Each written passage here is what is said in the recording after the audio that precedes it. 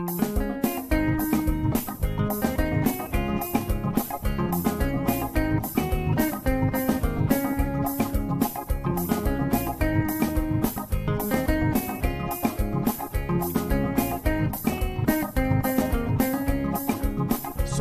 all the time is here with a cold heart truth.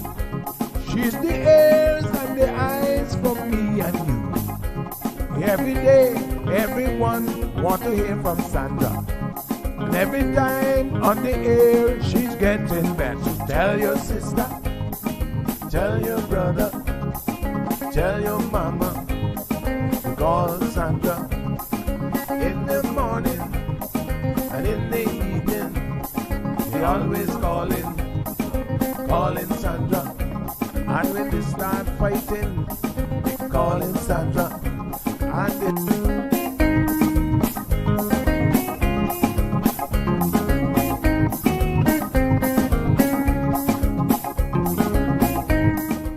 That's right, folks. Everyone is telling their mama about the cold hard truth. Welcome to another episode with more truth-telling, more problem-solving, and of course, more tea spilling than ever before. Sit back, students, grab your tea and turn up the volume because class is now in session. Call in at 936-2626 because your voice matters. Share your opinion on issues that matter the most to you.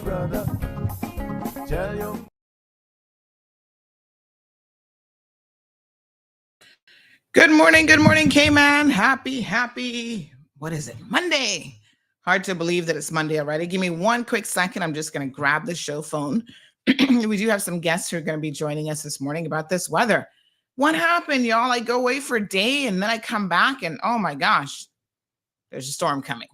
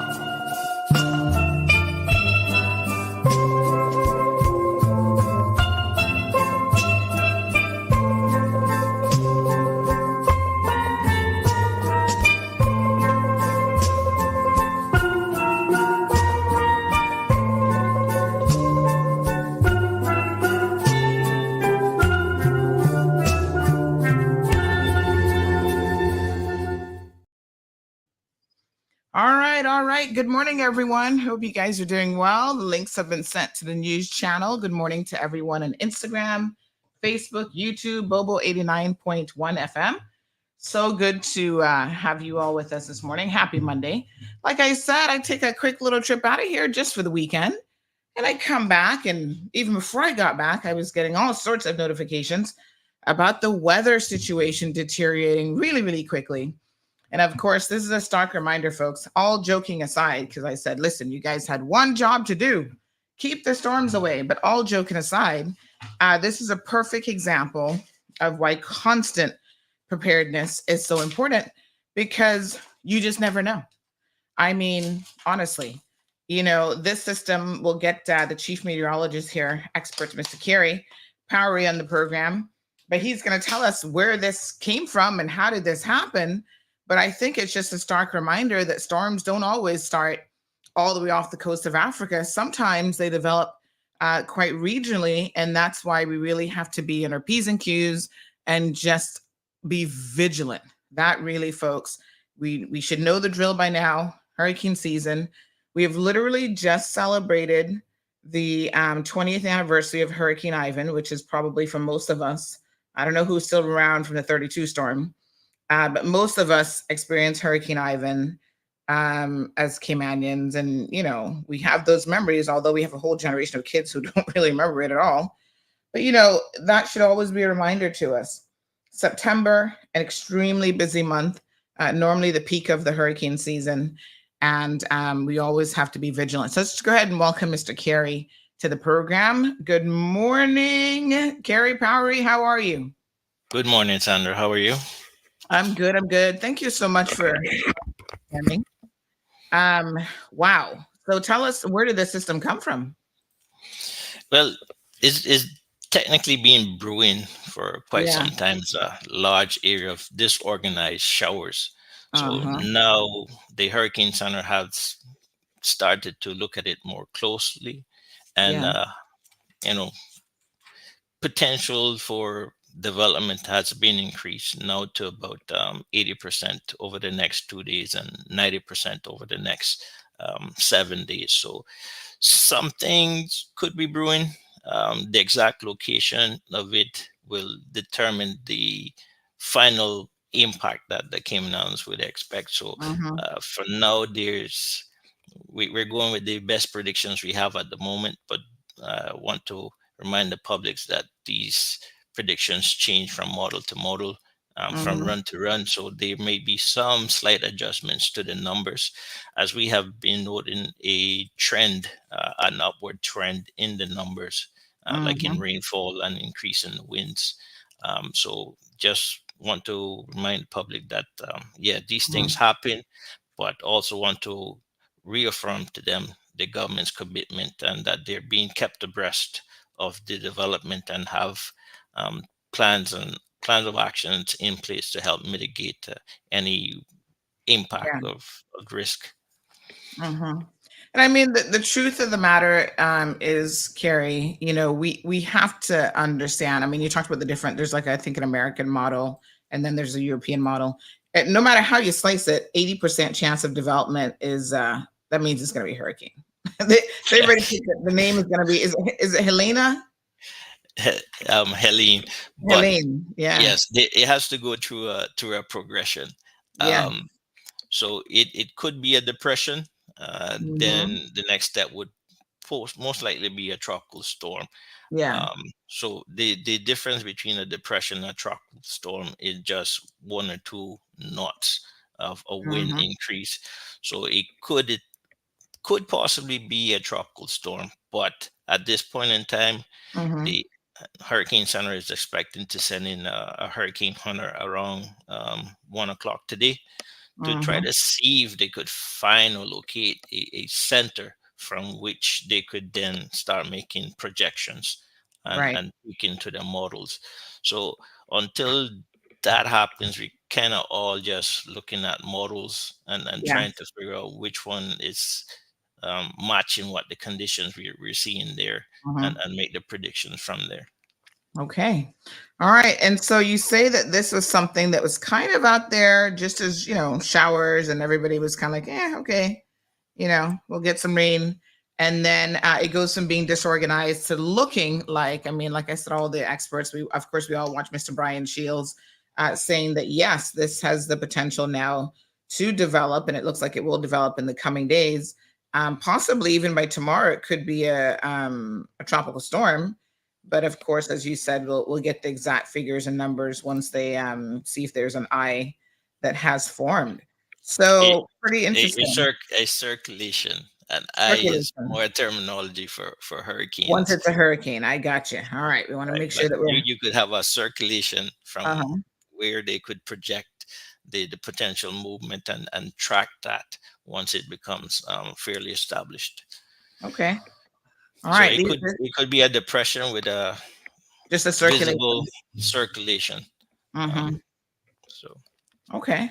Well, this is why we love to have the experts on the show, folks, because of course, Mr. Carey is going to bring all of the technical terminology to us and help us to better understand exactly what it is that we're looking at. One important thing to note is that, because we're so close to it at this time, we may not have any direct concerns in terms of a hurricane, but certainly interest in Florida, which a lot of Caymanians have connections in Florida, should be paying pretty close attention, right?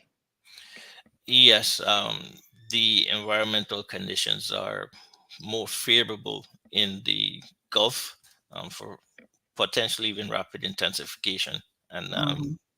so it could head in that general direction. But closer to home, we're Hmm. mainly concerned with the rainfall, Hmm. and we do expect a little increase of the winds from about tonight. Hmm. So our marine conditions are starting to get rough now. So there's a small craft warning in effect, and then we expect to bump that up to a marine warning tonight into tomorrow and Wednesday, where we expect wave heights of potentially 8 to 10 feet, um, Hmm. and with higher swell, which would impact mainly the southern coast of the islands. Hmm. Well, I Yeah. tell you what, last night I was nice and cozy in my bed and I heard a lot of rain and wind out there. So were we already getting some of the, impact of this system already? Again, because it was disorganized, right? Right. There'll be bands, for lack of a better word, that may be Hmm. blowing up to the south and moving across our area. So that is some of the stuff that we anticipated, and we anticipate a worsening conditions. But I use that word semi loosely because it would be a gradual deterioration in conditions. So Hmm. we expect essentially frequent periods of rain with Hmm. occasional heavy bouts of heavy showers and thunderstorms and lightning activity to be spread throughout the whole period. Again, our emphasis is on potential rainfall and flooding. The numbers that the averages that we are anticipating are basically up to, on average, up to about 9 inches of rainfall for Grand Cayman and about 7 inches of rainfall for the sister islands. Again, as I mentioned, some areas might experience some higher numbers, but that would be determined more or less by the eventuality of what the system does and where it tracks across. But Hmm. those numbers are across the 3 day period, right? Hmm. But we expect the increase of rainfall. We Right. did start see some from yesterday, last night, and we'll expect that further increase in shower activity to continue from today through at least Wednesday. Hmm. Well, the one thing that we do know, Carrie, is that Cayman can't take a whole lot of rain. We're pretty flat. And so flooding is one thing that we can expect. So are we looking at those, low-lying areas, which as far as I'm concerned would be all of Cayman pretty much. But, there's some that I guess are a little bit more prone to excessive flooding than others. What should people be thinking now if they're in those traditionally low-lying areas? What should they be doing to prepare? Okay. To the point about flooding, another factor that we have considered is that we are running um, higher than normal tides. Some might Right. refer them to as king tides. So that Mhm. will affect our drainage um, into the ground. So the grounds could be saturated and cannot absorb the excess rainfall that we're going to get. So Oh, wow. again, flooding is a concern, especially with the elevated tides. For residents in low-lying areas, the government has strategically placed NRA has crews mobilized to be doing clearing of drains ahead of it, and they have pumps in strategic areas that will hopefully help mitigate some of these flooding concerns. But Mhm. for residents, there had been sandbag a call for um, getting your sandbags ready. There's been locations across the islands where sand has been deposited for the public to use. So we would encourage residents in those low-lying areas to make preparations, and Mhm.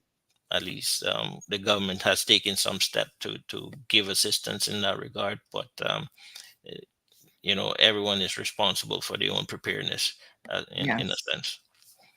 Yeah, and we will have someone joining us as well from the hazmat team. I think a little bit later on this morning, Miss Teresita, and we do have Kevin Watler from MRCU who's going to give us a little bit of an update here as well. So, Chief Meteorologist Mr. Kerry Powery, we're obviously watching this particular system, whatever it's going to mean for us. We know for sure it does mean increased rains. You've given some reasons why, maybe a little bit extra will be dumped on us. Anything else that we should know about the system at this particular time? Um, Not really. I mean, we're Mhm. providing all the information that we have. Mhm. We'll constantly update. The government will constantly provide updates through the various media that we have available. So again, just want to it's a twofold thing. Inform the public so they can make the decisions based on their circumstances, or what they Mhm. perceive are their own risk, and uh, preparing the government to act on any potential risk. So it's a partnership. So together we will overcome any challenges that this system will bring. And Mhm. hopefully, if things progress well, it should be out of our area probably from Wednesday, with improvement noted from about Thursday. Mhm. All right, very good.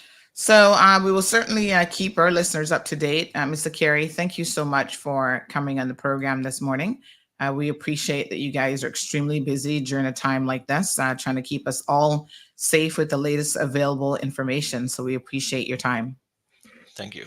Thank you. All right. Thanks again. Chief Meteorologist, folks, Mr. Kerry Powery from the Cayman Islands Weather Service there. So we really appreciate his team working, no doubt, a little bit of overtime just to make sure that we have all of the latest information available to us. So we do have lots of announcements this morning that we will be going over. The latest updates as soon as they're posted from the Cayman Islands National Weather Service. And we do have a representative from Hazmath, who's going to be joining us this morning as well at some point, Ms. Teresita. So we'll give her time to get sorted out. But in the meantime, Kevin is ready. Good morning, Kevin. How are you? Can you hear me? I could hear you. It sounds like it's a little choppy. I'm not sure if my internet connection is very strong, but are you Okay. hearing me okay? Yeah, I can hear you just fine. Good, good. Rule number one, Kevin, never sit in front of a window.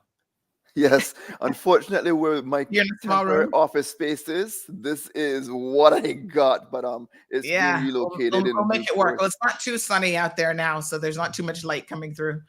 So tell us a little bit, Kevin. You're with MRCU, and we know oftentimes that rain means added rain means, whoo, here comes the little Mosies, honey. Yeah, they were biting already last week. So tell us what you guys are expecting.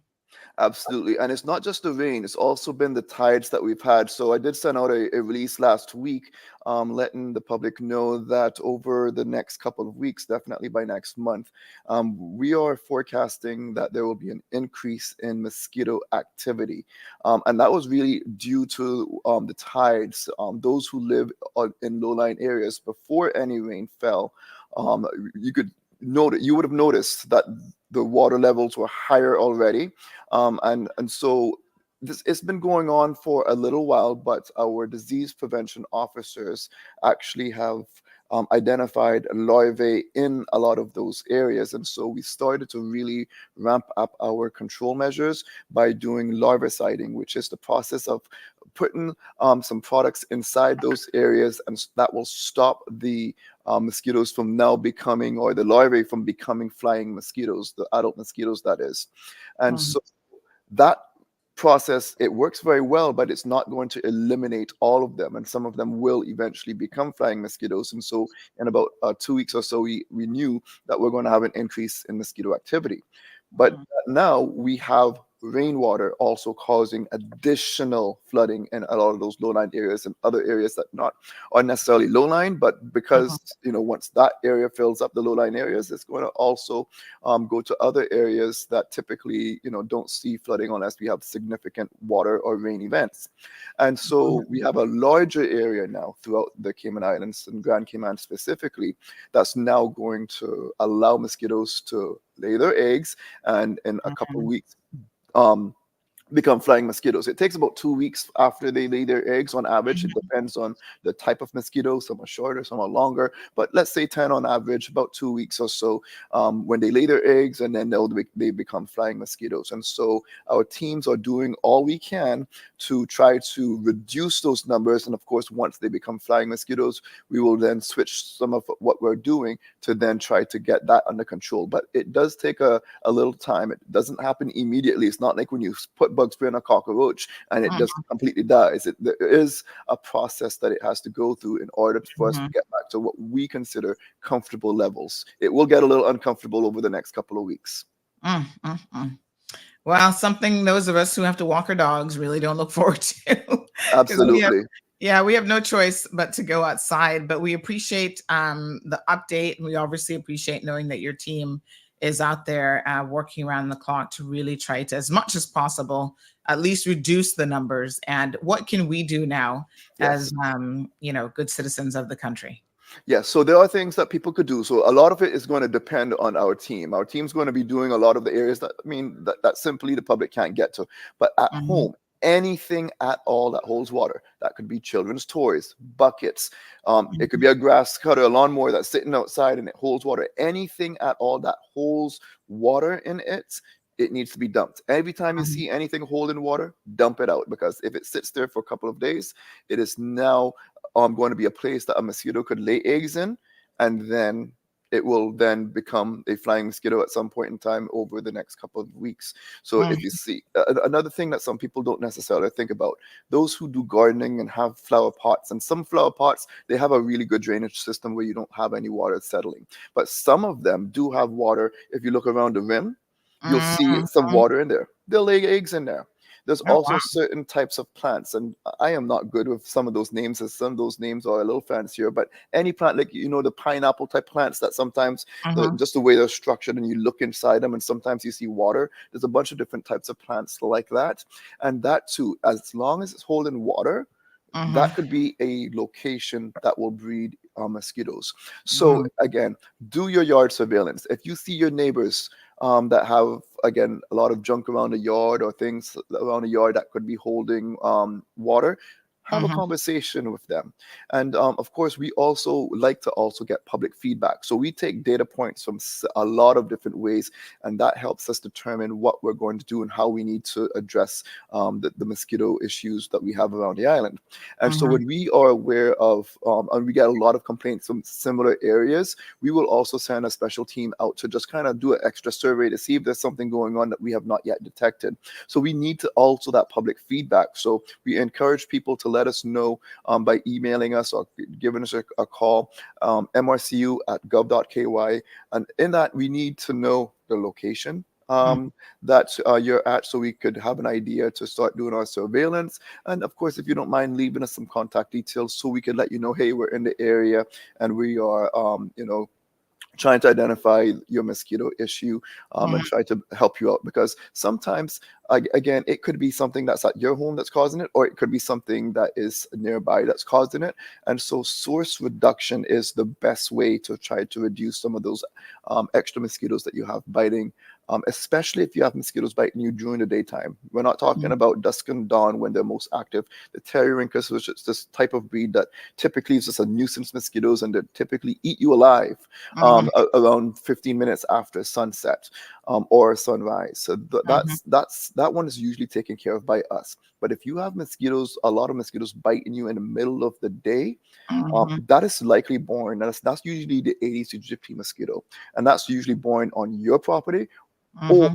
your next door neighbor's property. That type of mosquito does not travel very far. It travels maybe about 40 or so yards, and so if you have that type of problem, we have to make sure we help reduce that problem by ensuring that you don't have any way for that type of mosquito to be breeding around your property, and it's likely caused by yourself or your neighbor. Mhm. Typically, Hmm. right around sunrise, sunset. Those ones are typically are ones that are born in the swamps, and of course, we do what we call larviciding and adulticiding to try to bring those numbers down. Mhm. Wow, so much to know about mosquitoes. I know our audience really enjoyed when you guys were on the program educating us about all of these things, because it certainly allows us to kind of make preparations where we can see how we can mitigate any sort of like you said, sort of stagnant water around the place, just to kind of go around and have a good eye to see what's going on. But of course, also remembering that there will be some aspects of this that are completely outside of our control. So, folks, get your DEET, your bug spray. Is DEET the one that's recommended for here? I So know yes, all and I'm still working. I don't have a more comprehensive list, but I'll give you a little preview of something that I'm working on with our Mhm. research scientists. Because again, we don't want to just put out information because we see it elsewhere. We want to Yeah. also prove what's going on based on our own local research. Because even though something might work effective with different ways of controlling might work in another area, Cayman is unique. Every place has to kind of adjust and adapt based on what you have going on. And so we do have a really strong, good research team that we are now starting to really build on.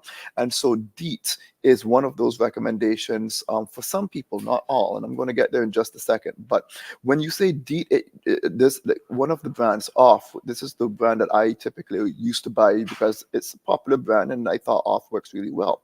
But you have to be very careful on what you're buying when it has DEET, because sometimes if you read the product label on the back, it says it has approximately 10 or so percent DEET.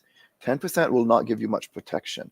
You need a minimum of 50% or greater of DEET in that product in order for you to be able to get the best protection. So sometimes you might be spraying all this stuff on top of you, and that's not going to last very long.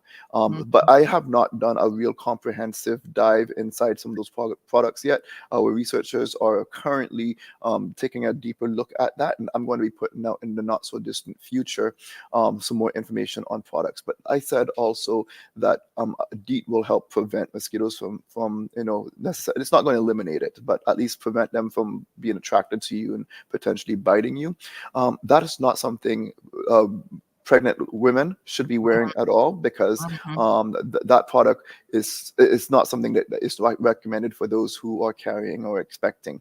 Mhm. There are other products out there that they can use, and I do not have that comprehensive list yet, but it is something that I'm working on, and I will let everyone know once I have that put together.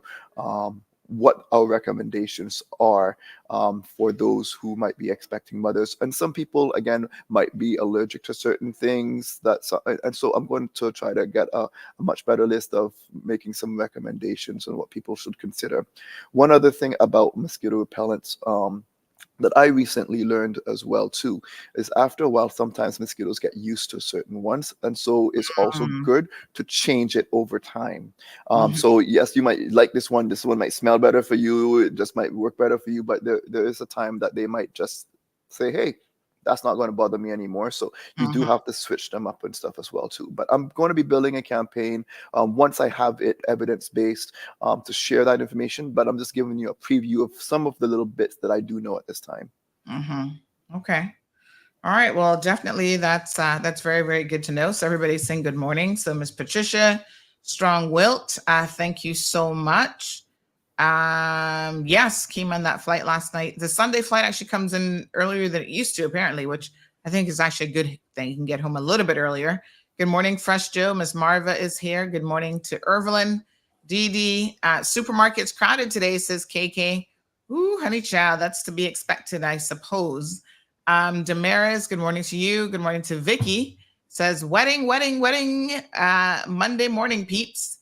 So some rain out there. Please be safe on the roadways. Also, folks, take the necessary precautions, even with your driving.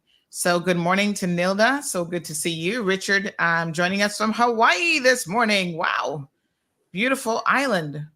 Oahu. Yes. Miss Anita, good morning to you. Says the Bay Islands or Grand Cayman. God be with you guys always. Working says yes, is for Grand Cayman Islands. Yes, thank you so much, Miss Anita.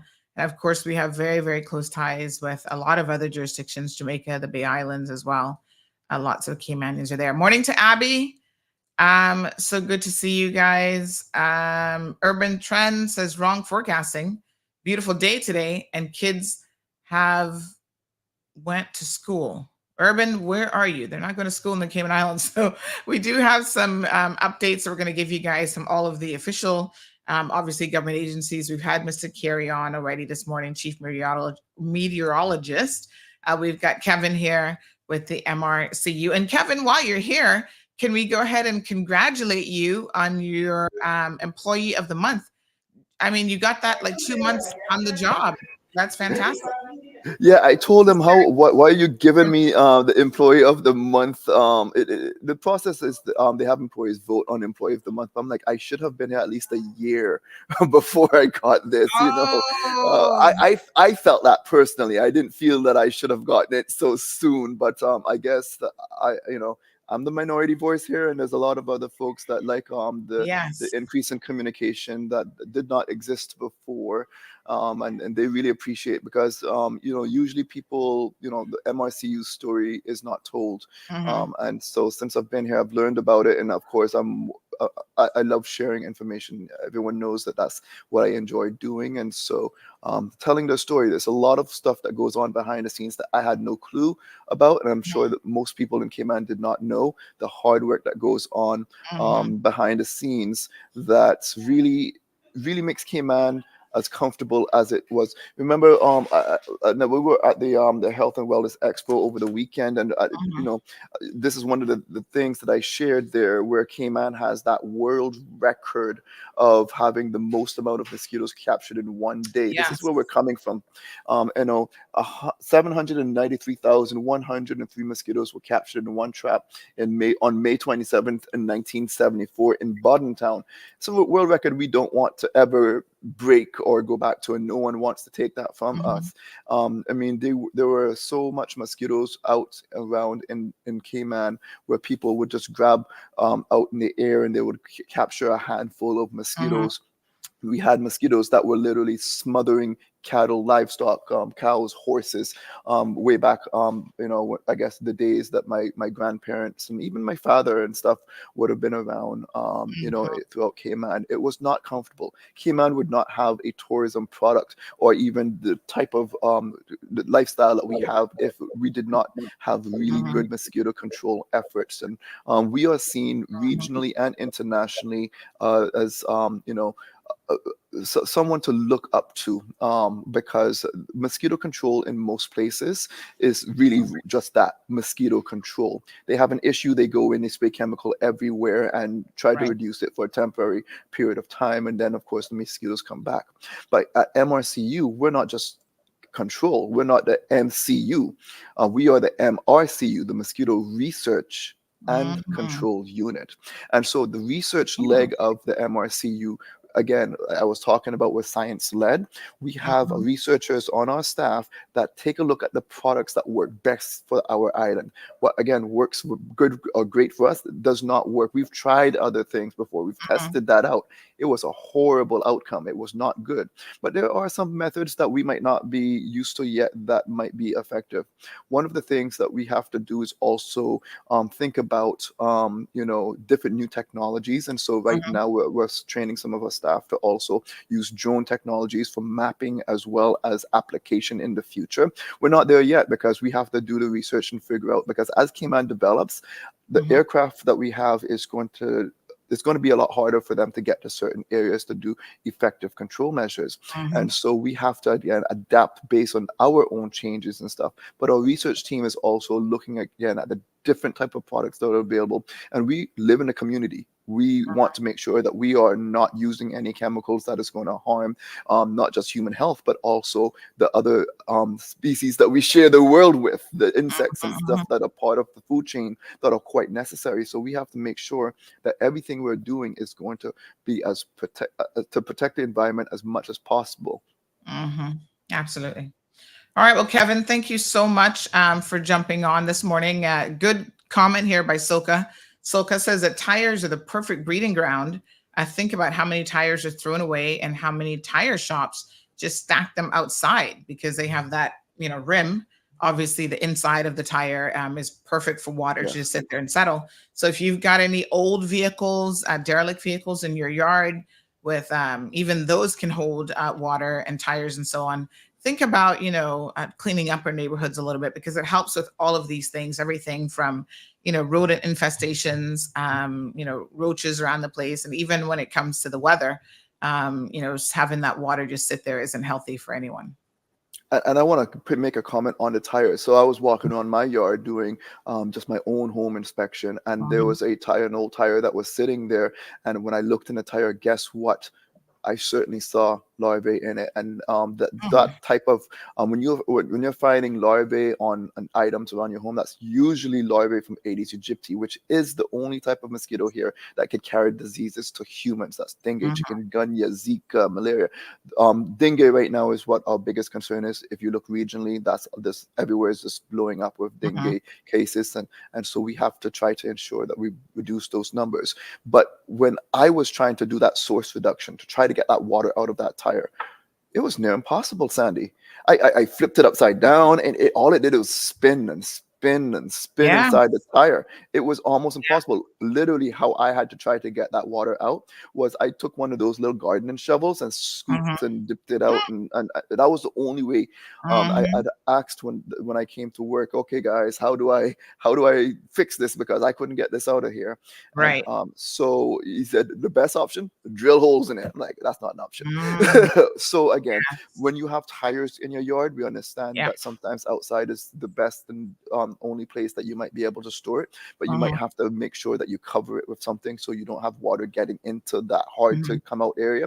And of course, tarps again are one of those things that could hold water, because even though you have a tarp, the water could settle when on those flat areas that have little crevices. So again, when you each week, it is a very good thing to just take a walk around your property, do a little surveillance, and remove that. So if there's a tarp over your tire, take that, flash the water off, and then put it back down. And if you're keeping up with that on a weekly basis, you're not going to allow mosquitoes to breed on your property. Okay. All right, Kevin, thank you so much. MRCU, they're on the job, folks. We've invited NRA. We know they're pretty busy as well, but hopefully they can jump on and tell us what they're up to ahead of the heavy rain. So, Kevin, we appreciate you being proactive as always. My pleasure. Everyone have a beautiful day and stay safe. All right. Thanks very much. Okay. We do have Miss Teresita Da Silva. She's joining us from Hazmat. Before she comes on, let's go ahead and listen to a quick message from the director, Miss Daniel Coleman. Hi, everyone. This is Danny Coleman, Director of Hazard Management Cayman Islands.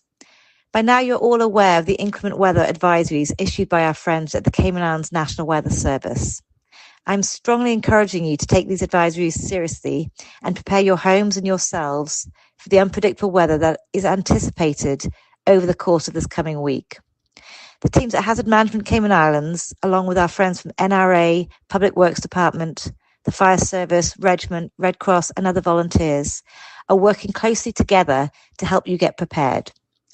If you are in need of sandbags, we urge you to visit one of our 4 locations in Grand Cayman and 2 locations in Cayman Brac. Quarry sand is also available there for your empty bags. Stay tuned to our social channels at caymanprepared.ky for updates and accurate information for the government and our partners. If you do not have to be on the roads tomorrow, please stay home and let us stay home to be safe. All right, folks. So we've got lots of official notices that we will be sharing with all of you, as well as live guests joining the program, just to make sure that everyone is as informed as possible, and wherever possible, getting it directly from obviously government officials. So Ms. Teresita, good morning. How are you?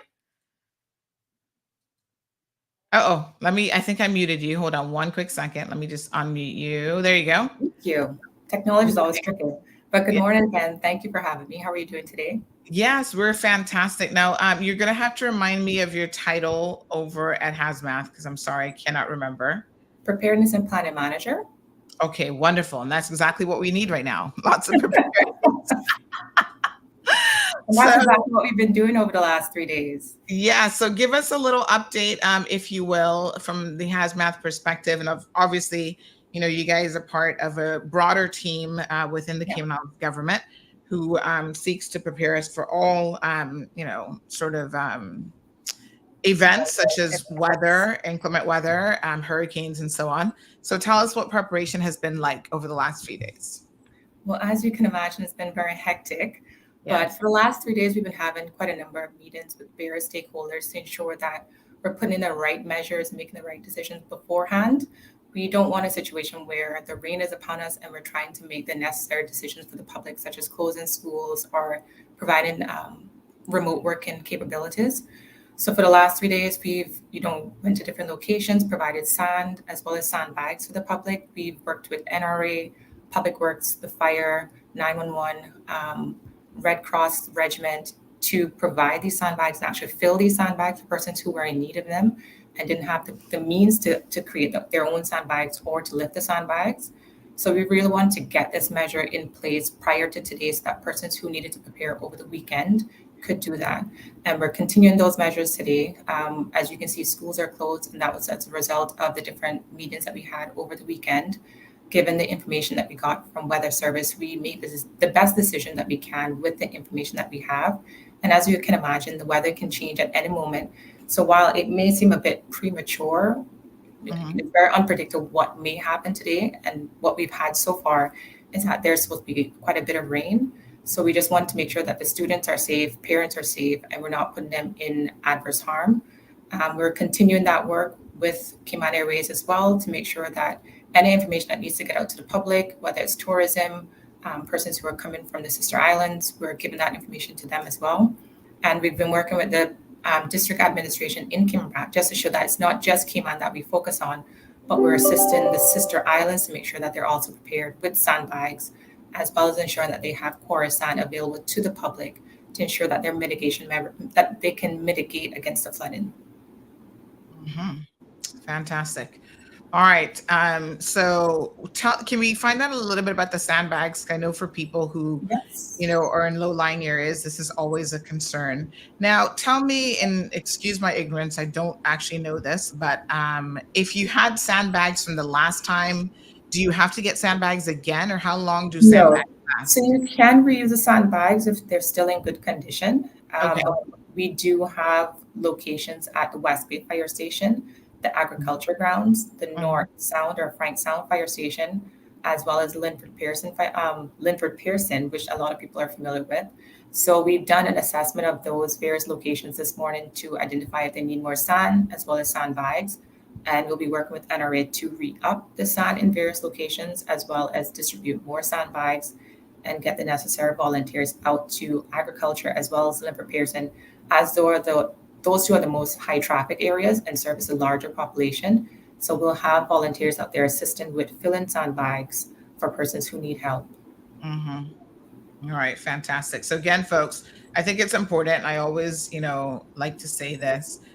If you don't need it, then don't take it, because, if you don't need it, don't take it. Somebody else could certainly benefit from it. But if you are in need, and perhaps the last inclement weather that we had, the last bit of flooding, you were not able to secure any sandbags, and this would be an opportunity to do so. Is there a limit on how many sandbags each household? So we've been providing 8 to 10 per household, given that is roughly 2 doors that you would have to secure. And we want to make sure that we can distribute to as many persons as possible. So that's the number that we've come up with. Okay, very good. All right. We've also put the Red Cross shelter on standby, given that The rain is supposed to carry out over a number of days, and we know persons Okay. will be affected and have to be evacuated from their homes. It's a precautionary measure that we put in place from Saturday. That's a good one. Yes.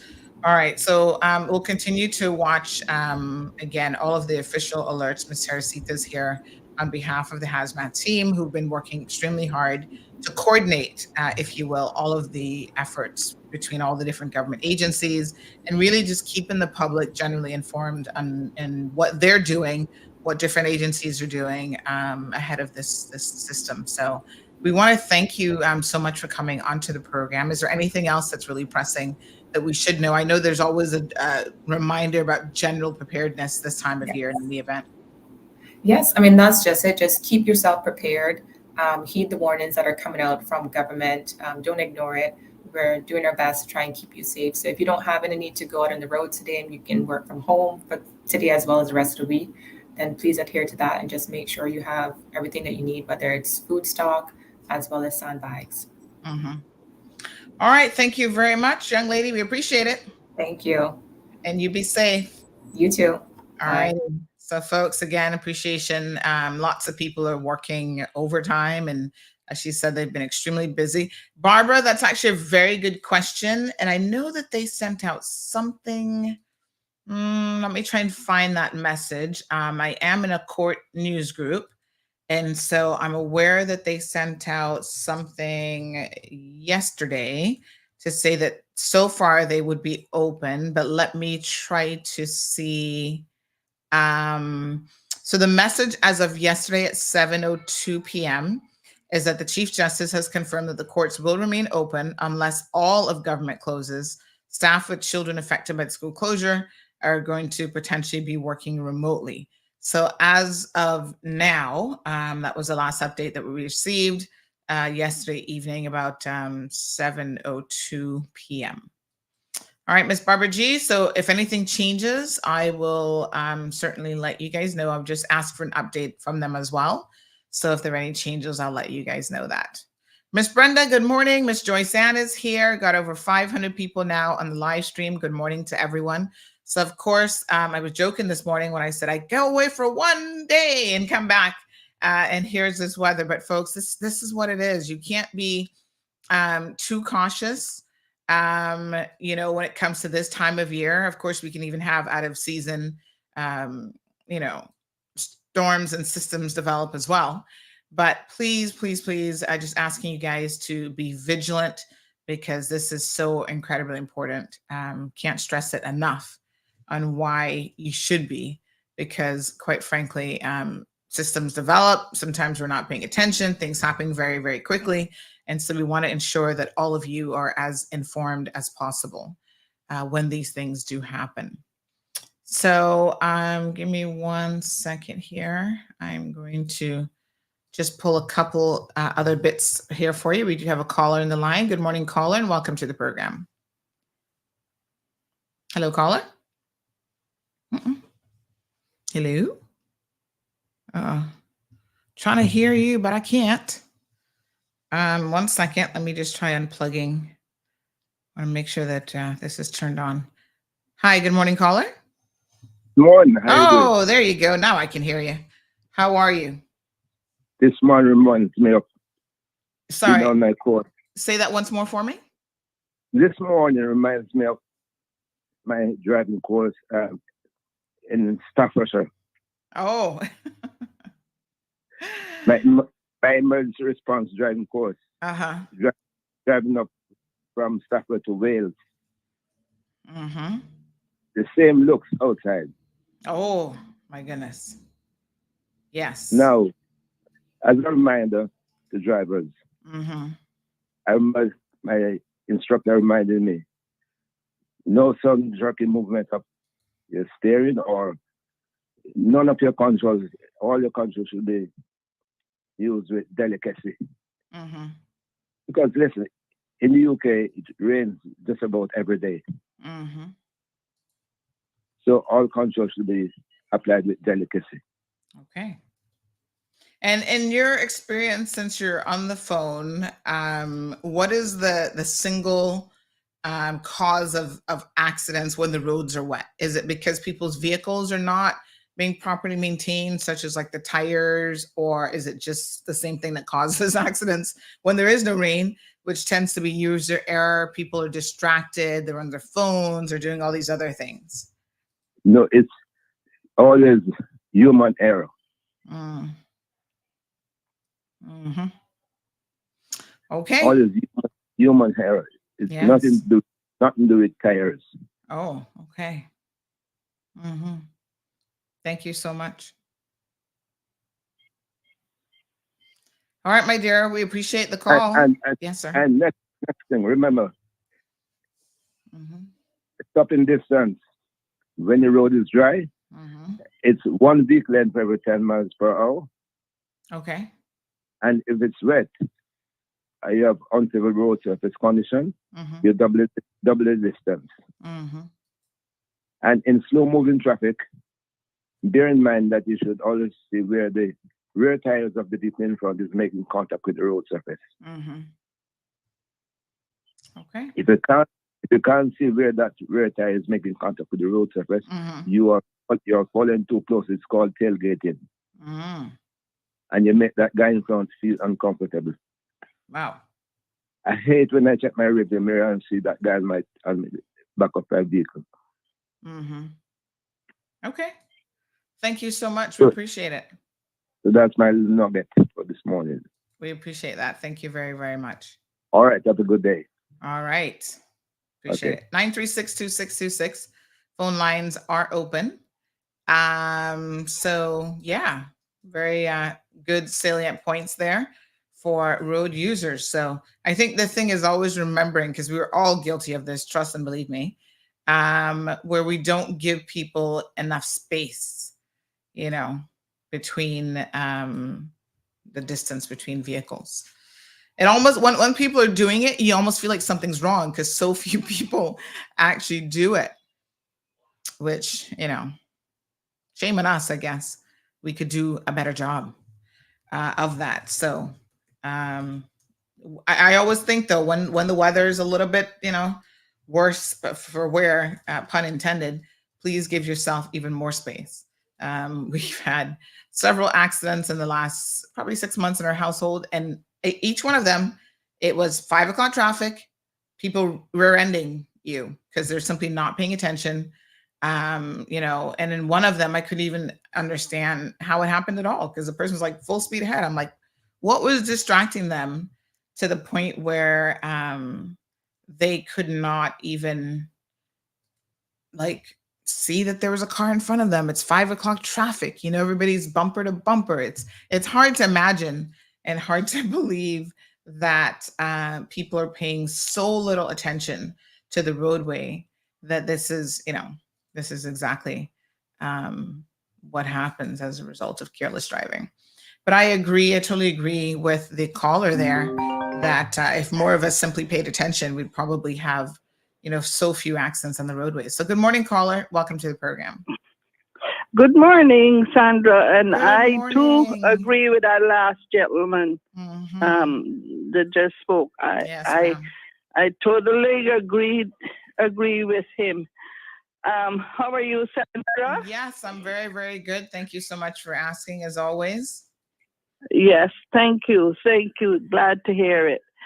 Sandra, I just want to bring up a subject that is very, very concerning to me, I guess to other people, and it should be even more concerning to our leaders. We were in the bad weather season now, and we're talking about bad weather and whatnot. From 2004, we were here in West Bay, we were promised a shelter. And people were talking about a multi-purpose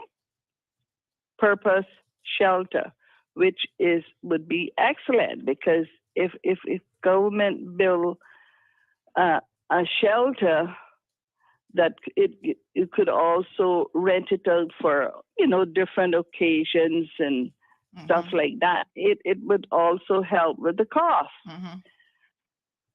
And good parking. I know about Hurricane 2004. I don't want to repeat it, but it was a bad experience for most people that were here. Now, we didn't have the quality people that were here then as we have now, as you would know, Sandra. Where we're going to put these people when they have to come to the shelter. I mean, look what happened just the other day. We had to put people from, I think it was the Rock Hole area, up in the Red Cross.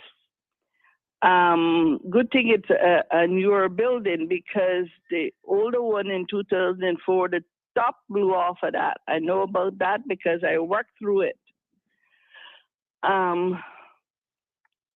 Where are we going to put these people, in particular in West Bay? Well, I guess all over the island, because now we have big quantities of people, lots of people. I think I'm not saying that we should put people out of jobs or anything. No, God forbid, because each and every one of us needed to work at some time. Some of us are still working. And with the cost of things, yes. Okay. At that time, we were only using, that's used for everything nowadays, the West Bay Primary School Hall. And that didn't hold the quantity that we took in at that time, because people had to be sitting down in chairs. It wasn't no bed. Some people had to stay there to 2 and 3 weeks afterwards because they had nowhere to go. So I'm wondering if they're thinking about these things when we just keep renewing permits, please, taking in work permits, and then people build on little old things onto their house and calling it rent it out, and the doors can't close. It's no security. I've seen some now with doors shut with 2x4 and all that kind of stuff. We don't have enough in the planning department to inspect these things or to do something about it. And when they catch people doing that, they should charge them or make sure that these things are built, to the satisfactory of like hurricanes and stuff like that. Then again, the poorer people that have to rent these things, I guess they wouldn't be able to afford it at all. But I think that they should, when it getting close to that time where like Mr. Perry was always announcing about this weather that it is upon us this week. Okay, then sorry, they were taking them off for free before in 2004 after the hurricane.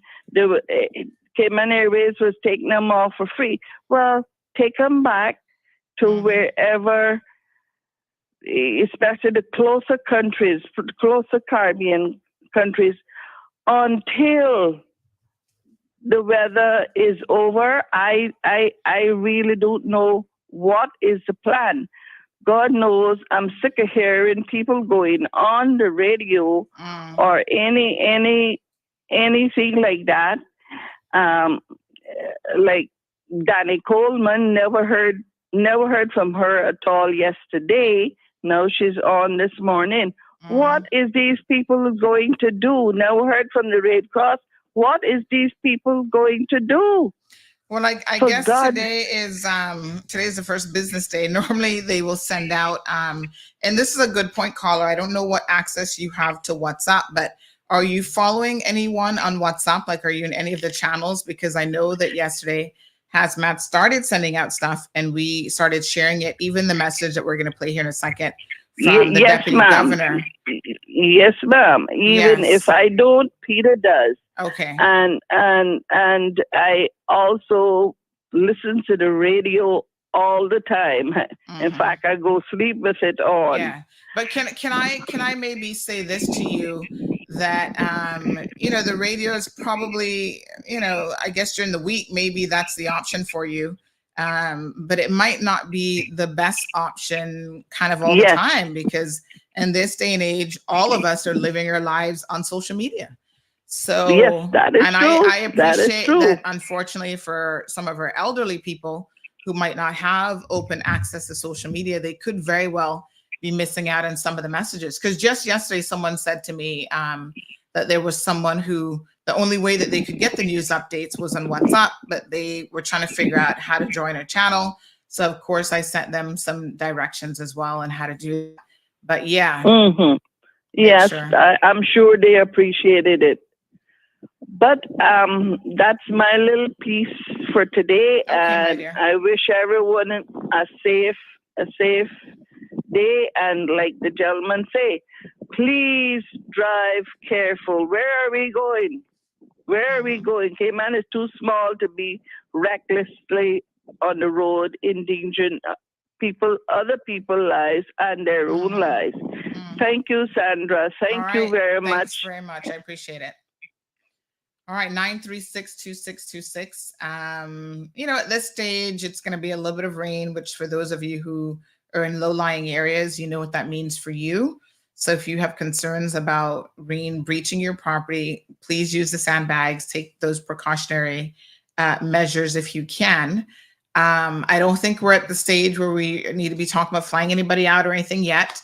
Potentially the shelters, Teresita did mention this morning that they're on standby with the Red Cross in the event that they need to utilize their shelter. That could very well be available if it gets to that point. So continue to listen to the official notifications. And just to be clear, we were having a little discussion in another group here where they're like, oh, listen to official sources, not CMR. Well, we get when it comes to weather, there's no dispute about what's happening with weather. And I can assure you that we get all of our information from official sources. We don't get it from anywhere else, folks.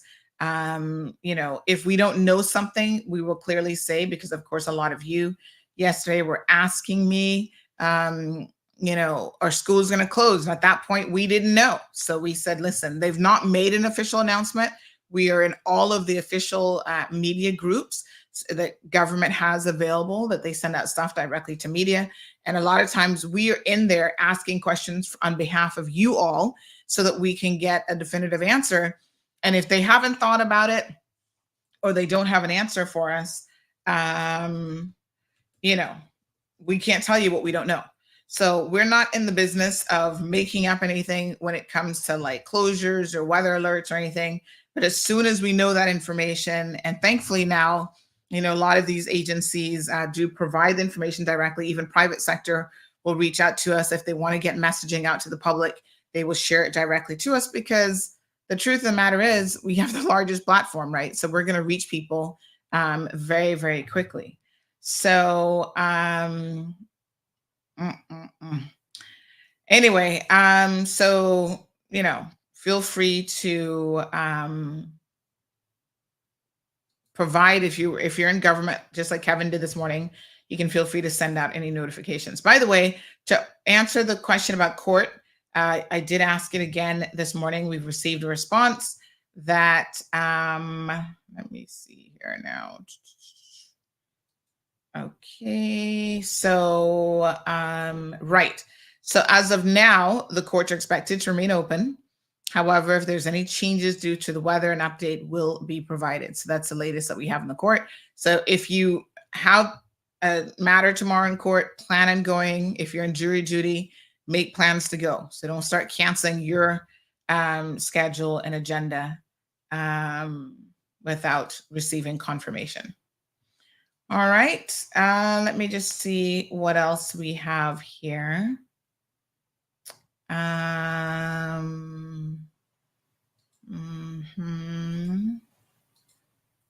Okay. Okay. It's Monday morning. You can see some people trying to test you already for the morning. Here in the UK, mostly everything is done online. Even the poor elders have to learn to do it. Well, we've had this discussion before, even as it relates to banking. And I'll be quite honest with you. It's one of these things that a lot of people oftentimes ask, well, what are we going to do? We need to keep things a certain level for the elders in our community. And I hate to tell you that things progress, whether you're elderly, young, or in between. And normally it's up to the individuals to try to get up to speed.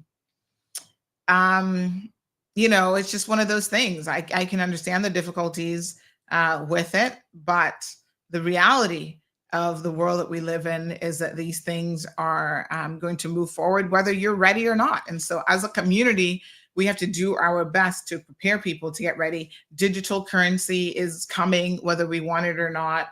Online banking has been in the works for a very, very long time. And now more than ever, it is available to most of us. And people, listen, don't knock people just because they're older when it comes to technology. I've seen lots of older people really get with the technology, sometimes even more so than younger folks. And, they can keep up with it. They can do an amazing job. So I think the thinking should be, instead of saying, oh, we have to keep systems that are old and the rest of the world is moving past us, or we have to dumb down ourselves just to not accept the technology. Instead of taking that approach, maybe the approach that we need to take is, we need to get up to par. I myself, dreading AI, but I've seen the power of it myself. And so I think that all of us have to recognize that that's where the world is going. You can embrace it as much or as little as you want, but you have to recognize that undoubtedly you'll be left behind to some extent if you choose not to embrace it. All right, Ms. Sue, talking about how bad the speeding is. Someone mentioned, actually, yes, Mr. LeMay said, my wife and I were on the road at 6 a.m. and people were speeding while it's raining. To me, that is just unbelievable. And it's almost like people have a death wish and they just don't care, right? I mean, when you've got something like rain, anything that impedes the quality of the road, please, please, please, by all means, try to, just stay as safe as you can, which instead of speeding should mean that you slow down, right? Femi, good morning, says we need to do a better job of educating the people here who are not tech savvy. Simple things like Apple Pay that works here, it blows the cashier's mind. So many people don't pay at the pump because they don't trust it. Do we even have the option to pay at the pumps? Is it integrated into the pump system?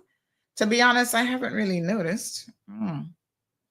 I know in the States, these things are run of the mill. It's so funny that you mentioned that, Femi, how ill-prepared we are. Because even, That's one of the benefits of traveling, quite frankly, is you see things. I remember the first time at the pump that I saw like one of the displays that had like little commercials running as you're sitting there pumping your gas. I was like, wow, what a mess. We've had it here for like 5 years now. Gosh, shows how little I'm paying attention to the pumps. You know what it is? I don't self pump. That's probably why I haven't even noticed it. What a mess. Yeah, thanks, Leroy, for confirming that. So yeah, and I think we're spoiled too, because I'll be honest with you, whenever, I had to gas up the vehicle yesterday before returning it to the car rental, and I was like, oh yeah, I have to get out of the car and do it because there's nobody here that's going to do it for me. It's one of those luxuries that actually crossed my mind yesterday. I was thinking to myself, I wonder how much longer in Cayman will it last that we will have the option of having somebody pump gas for us, because I think in most places it's self-pumping, right? So kind of interesting, but yes. Good morning, Miss Andrea. Leroy, good morning to you. All right, 936-2626 phone lines are open. So let me just see here. All right.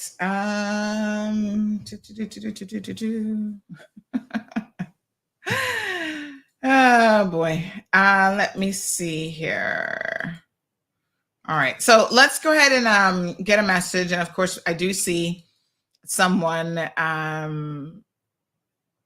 who has sent we do have an 8 o'clock message as well, 8:15 message. So give me 1 second. We're going to play this regarding the weather. Of course, we just had Mr. Carey on, so I think he's probably already shared all of this with us, but just to make sure, we'll get the latest update from him. So let me just provide this tidbit. Obviously, civil servants are being told at this point that if they are impacted, so you would know already, I think if you're in a low-lying area, then you need to take the necessary precautions. Obviously, speak with your line managers. Mr. Phantom Anderson did send out a message yesterday ahead of the school closing message, which we'll talk about just here in a second as well. All right, so here's a message from Chief Meteorologist, Mr. Carey, who we just had on the program. Good day, everyone. This is Carey Pari, Chief Meteorologist with the Cayman Islands National Weather Service. We continue to monitor this area of disturbed weather identified by the National Hurricane Center over the Western Caribbean. The system has become slightly more organized and now has a high potential for further development within the next 2 days. Rest assured that the government is diligently monitoring the system and its potential impact on the Cayman Islands and is poised to help mitigate the risk. Flooding continues to be a significant concern as expected rainfall amounts have slightly increased. The latest estimates continue to anticipate significant rainfall over the next 3 days, with an average prediction of up to 9 inches for Grand Cayman and 7 inches for the sister islands. Given the uncertainty of the development, there is a chance of even higher rainfall totals.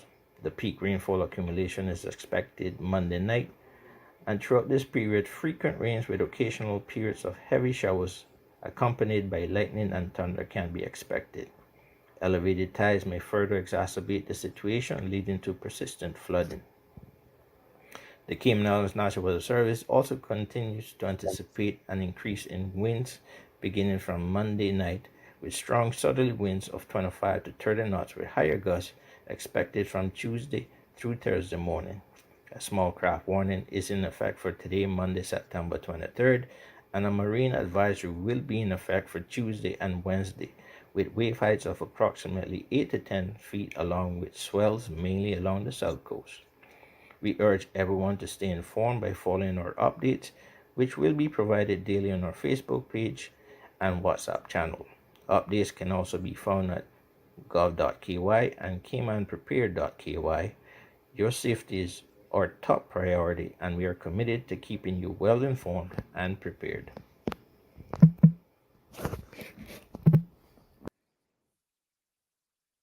Thank you very, very much. So again, that was the latest that went out from Mr. Carey at 8:15 this morning.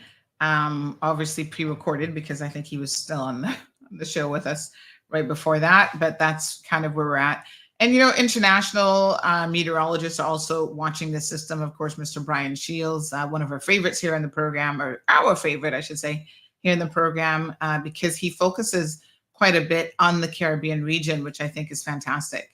So someone's asking for the sandbag locations to be repeated. Yes, let me actually pull that up here. Just give me one quick second. I'm going to give you guys this entire list.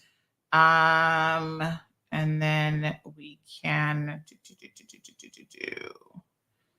All right, so here we go. Sandbag locations. Right. I'm just going to pull this up so that everyone can see this and follow along with ease. Okay. All right, here we go, folks. So if you need any sandbags, these are the various locations.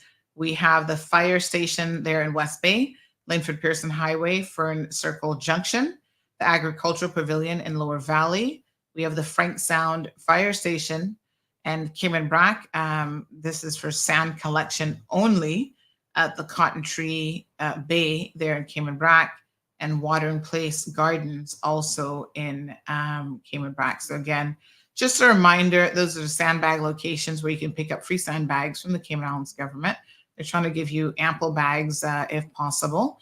But, keep these things handy. Don't just discard them and throw them out. And, sometimes people end up saying, oh, yeah, I got sandbags the other day. And then they turn around and they're like, oh, we need more sandbags. It's like, why? So, yeah, it's pretty wild. You should keep these things. There's no need to. Everybody's here. I remember one guy at the airport last night said, Miss Sandy, I am not even taking down my hurricane shutters. I'm not taking down the plywood because does it really make sense? I mean, that's a call, I think, for all of you. And he said the added benefit of keeping them up, by the way, is the fact that his CUC bill has gone down immensely.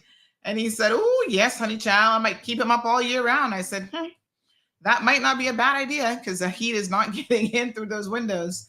So there you have it. Again, the cooler you can keep your place, the better off. Thank you, Miss Joyce Ann. She says, yes, most Caribbean countries are still very much doing the pumping at the gas station where they have pump attendants available. Good morning to Miss Vicky. She said that she's glad for the rain because I'm off from work in my bed listening to CMR. Nothing better than that, no doubt. Fantastic. Miss Juliet, good morning to you. How are you? So good to see you guys here this morning. Right. So let me just see here now. Right. So government took the initiative yesterday to close the schools, and not long after that, of course, private sector, which normally tends to follow suit with government, decided to follow suit as well. So I did see a comment here earlier from a listener who says that they believe that schools have been closed prematurely. Let me see who said that. I think it was Stephanie said that the schools have been closed prematurely. Why are we closing schools at this point? But I think Perla makes a good point. I'm just trying to find Stephanie's comment, actually. Tony, good morning. We're going to reach out to NRA here in a second. But yes, I think Perla makes a good point in responding to that, which is, she says closing schools today was a little bit premature, I think. But Stephanie says, my apologies. Perla responds to that and says, I don't think so. Some schools flood and the main roads to get to them. So it makes a little sense. Maybe it's easier for you to get your child to school, depending on what type of car you have. But it's okay. Just one day to be safe, then sorry, my 2 cents. So yeah, I think that all of those things are good points to make. Certainly, we can see without a doubt that a lot of times the roadways, so that's where the issue really lies, quite frankly, is trying to get to the schools. Even if the schools themselves are perfectly fine, it's actually trying to get there that might present a bit of an issue. So, there's added debris and so on the roadway. So, yeah. Okay. All right. Right. So we got messages late last night saying St. Ignatius, my apologies, CIS and Cayman Prep were all closing. I think that Triple C was going to do like half a day today as well. So, yeah. So, of course, if your child goes to those schools, they'll be informing you directly of those things. Sophia, good morning. Miss Alice, good morning to you. Yes, everybody, please stay as safe as possible on the roadway. Good morning, Marshall. And, when you have crews out there, the other thing to add to what Perla said, when you have like the NRA crews and others who are out there potentially doing stuff, road prep, the fewer people on the roadway, the better. So if you can, please consider that. If you don't have to go on the roadway, if you have the option of working from home, because I know a lot of you, still have that flexibility in your workplace where you can take 1 or 2 days a week as your work from home days. I know some of the law firms, I think Maple still does it. They give their staff some flexibility. It's times like this that you probably want to utilize that option and just stay at home and work from home if you can. Gabby says, do you think my boss got the memo? Nat B, good morning. Lemon eucalyptus oil works on mosquitoes and ticks, recommended by the Colemans and campers. Thank you so much for that suggestion. Miss Morna, morning to you. I heard that you were using your little suction cup the other day and you were getting some relief from it. So that's good. Vicky says, guys, you can store your sandbags in a container. It will last longer than leaving them in the sun. That's right. If you have an indoor space where you can store your sandbags, a garage, a covered carport, like anything that's covered that isn't constantly getting wet and obviously constantly being exposed to the elements, that means that your rain bags will definitely last longer. So your sandbags, my apologies. Your sandbags will last longer. So please, keep those handy. Shaka Zulu says there's a danger in keeping up hurricane shutters when it comes to emergencies inside the home. Please consider the dangers as well. Yes, I mean, most people are not going to be jumping out a window. In fact, Shaka Zulu, can I tell you something? When was the last time most of you even bothered to open a window? Was it during COVID? Child, I was trying to open my windows only to discover that they were not that easy to open because they had never been opened, I guess, since they were installed. So they were literally like seizing up and coming off the tracks and all kind of a hot mess of a situation. And the same thing occurred to me. My gosh, we hardly open windows anymore. We've got sliding doors, which we try to open. But remember during COVID, they were like, listen, open up the windows to keep the COVID germs out. That's the best way, is getting fresh air. So as much as you can expose your homes to some new fresh air, the better. And we found challenges even doing that. So, yeah, I'm not sure how many people are jumping out the window in cases of emergencies, but there you have it. Also, Magdalene makes another great point about the schools, is that some schools are actually used as shelters, and that's absolutely correct. That a lot of the schools are dual purpose, so they're schools and shelters. So if shelters have to open, those schools need to be prepared before that can happen, and hopefully the necessary preparations are underway. Giselle says Public Works needs time to prepare as well. Fresh Joe says it's nice and sunny outside. Yep, so far. I mean, we're expecting to see continual deterioration, but you can see the wind. Anybody notice? I'm watching the mango tree outside. Anybody notice the shifting of the winds, like it's a different kind of breeze? So that's why today is still a great day to do all of your necessary preparations. Good morning, Miss Orlean. So good to see you. Desert Rose says weather is unpredictable and conditions can deteriorate quickly. Better safe than sorry. And of course, all of the official sources are saying that this is definitely a system to watch.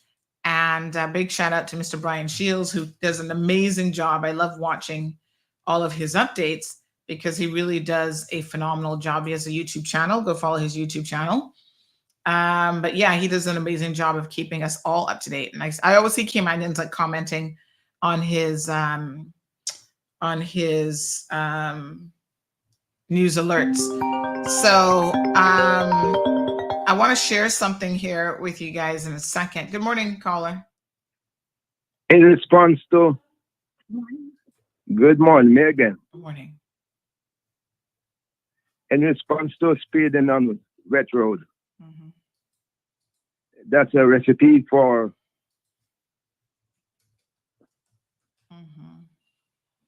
experiencing hydro. Americans call it hydroplaning, but in the UK, when I did my course, it's called aquaplaning. It's the same definition. Have you ever heard about that? Yes, sir. It's where you lose control of the car completely. So that's a recipe if you speed on wet road.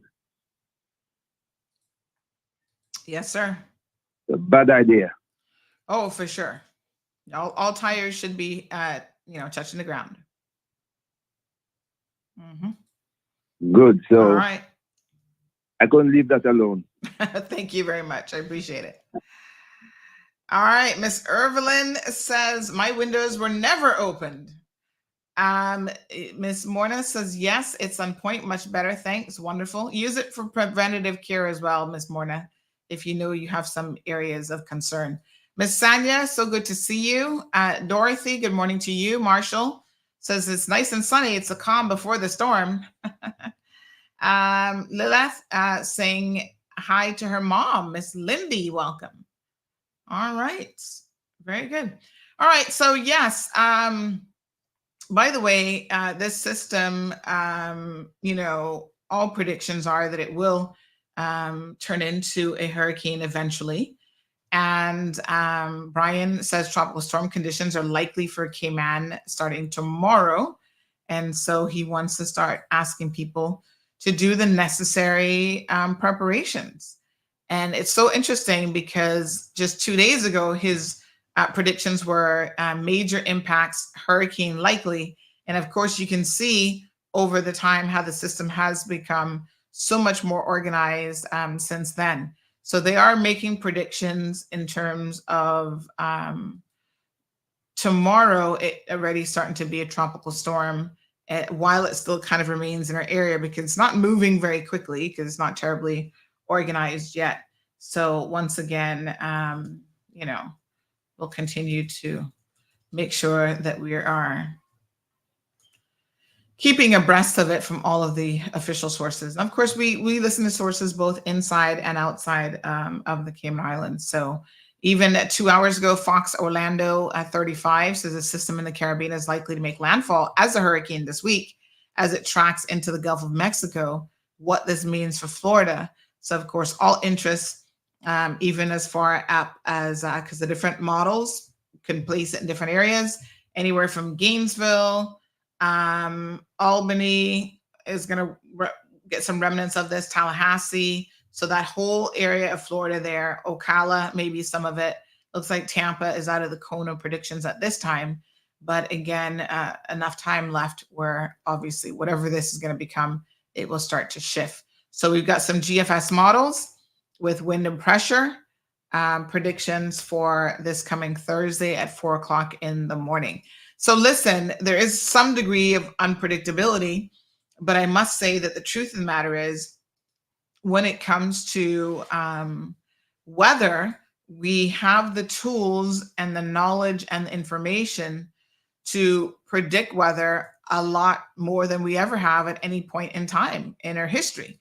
So that's why the meteorologists are there because, they are experts in this area and they do a phenomenal job of keeping all of us updated.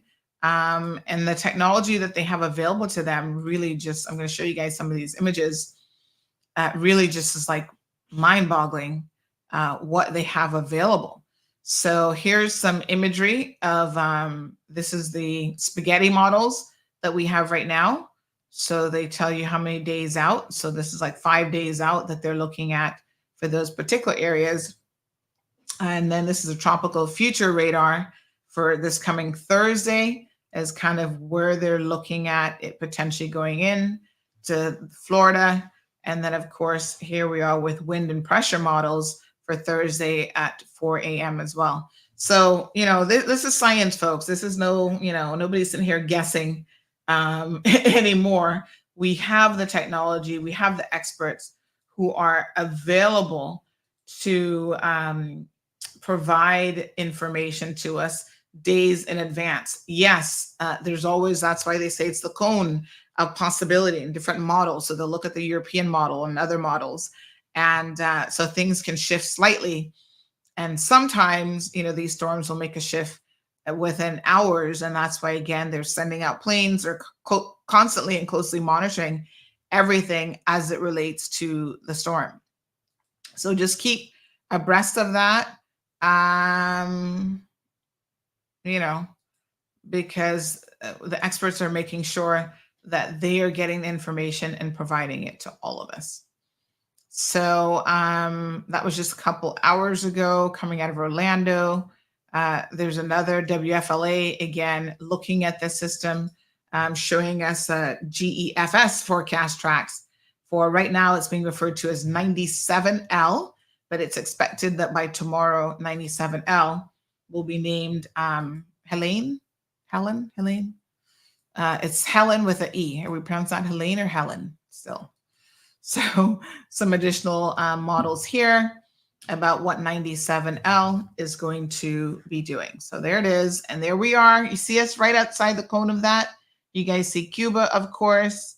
Jamaica is right there. And it's you can barely see us on this map. I know you got to squint and close your eyes, but we are right there. So 97L could hit Florida as a hurricane. Chances increasing according to the National Hurricane Center. So everybody is watching this at the moment. And of course, lots and lots of rain. You know what I miss is when Kevin had access to those satellite systems that we could tap into, because he's come on here before and shared those with us. And they were so interesting to be able to watch. Let me just see if I can show you guys another one here. So definitely the tropics on high alert here this morning, and we are all paying close attention to these. Let me just show you the when you see the rain forecasts and what we are looking at, you get a real sense of how much rain this could potentially dump on us. So that's why that's what we'll get from this storm at this stage. Of course, we want to make sure that we're prepared. And we've seen storms. Hey, you guys know this already. We've seen storms projected to take a particular path. And then next thing you know, honey child, they do a double take. They go out there in the Gulf and decide, oh, I want to take a slightly different path and turn right around. What storm was it the year of Ivan that did that? Was it Ivan that did that? There was a storm that made several unusual moves all over the place. So favorable condition for strengthening. It's possible that this could become a major hurricane. Exact track will determine Florida's impact. They're saying that the favorability of it becoming a hurricane, 80% in the next 2 days, and it's still sitting over us as a problem, and then 90% in the next 7 days. So as it starts to go out into the Gulf, we'll see it start to strengthen even more and organize a bit more as well. So so there's various computer models now, thank God for modern technology, that kind of give us some real insight into exactly what might be happening with this storm and exactly where it's going and what sort of development we're looking like. So the overnight hurricane models are all saying that this is going to be a very intense category 4 or so. And they give you the range for the Forgotten Coast to the Big Bend. Again, everybody in Florida, Panama City, all of you should probably just keep an eye on this. And of course, again, Caymanians, even Jamaica is going to be getting some rain from this. So let's make sure that we are as vigilant as we possibly can be. All right. So projected to become a tropical storm, possibly even as early as tomorrow. So I'll show you guys the most likely tracks here. Give me 1 second. Yeah. So dumping lots and lots of rain all over us.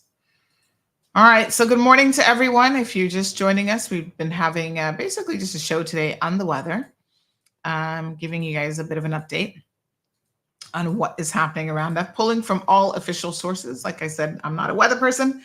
I am not a meteorologist. That's why we spoke to the meteorologist earlier today. And we get this information from all available sources. And these are legit weather people, folks. All right, so here is this one, which is the tropical satellite. So you see all the sort of red, and it's like a purplish, and then a little bit of yellow in there. That's rain, folks. That's the system that they're currently watching. So we're in the thick of it in terms of getting a lot of rain. And so is Jamaica. So Jamaica, all interest there, should be careful as well. And then this is what, if you look at this, that's us right aside of where it says L, that's 97L, that little circle, the sort of top right of that, that's us. I know it's hard to see, but that's the Cayman Islands. And then we see by Tuesday, it's going to start going out into the Gulf. And then, of course, it starts to rapidly intensify, because then it's going to go Wednesday, hurricane, Thursday, hurricane, as it makes landfall, probably somewhere in Florida, in that area. And again, these are the satellite images right now of what we have going on in terms of the rain coverage. And here's another one for the potential track and strengthening of this as well. And so Caymanians, just please go out there and prepare by, getting your sandbags, making sure windows are secured as much as possible. So there it is. By tomorrow, they're expecting this to possibly go up to already 60 miles per hour, and then quickly intensify right through until Thursday. All right, everybody ready? Good morning, Siobhan. Yes. Mom and daughter listening to the program this morning. So sweet. Seymour Ramsey in the house. Melita, good morning to you. Shaka Zulu says, Auntie Sandy, before dismissing the concern of prolonged hurricane shutters being in place, please bring in a fireman to address the dangers of hurricane shutters when it comes to fire emergencies, etc. Not dismissing it, Shaka Zulu, by any stretch of the imagination. I think the reality is Cayman has always been very, very fortunate to not have as many, to not have as many fires perhaps as some other places, because we really, I think, do a pretty good job with our fire codes and stuff.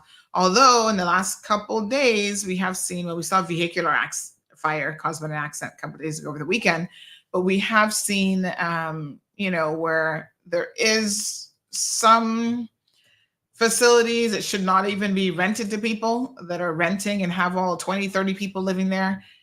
Real fire hazard. And of course, those people, I can tell you, without fear of contradiction, they don't even have up shutters. So you're going to hardly have to worry about that, my dear. What a hot mess. They're living on a different level altogether.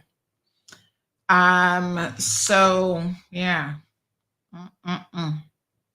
I tell you, what a thing.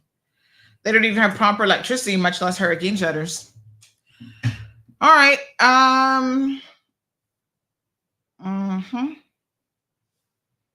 Let me see. And the sad thing is, most of those facilities, you'd be surprised how few windows they have. So it's not like you're going to have a huge access to windows in any event, because a lot of those houses, like you're renting a room inside, a deep, dark house. So you might not even have access to window at all in that room.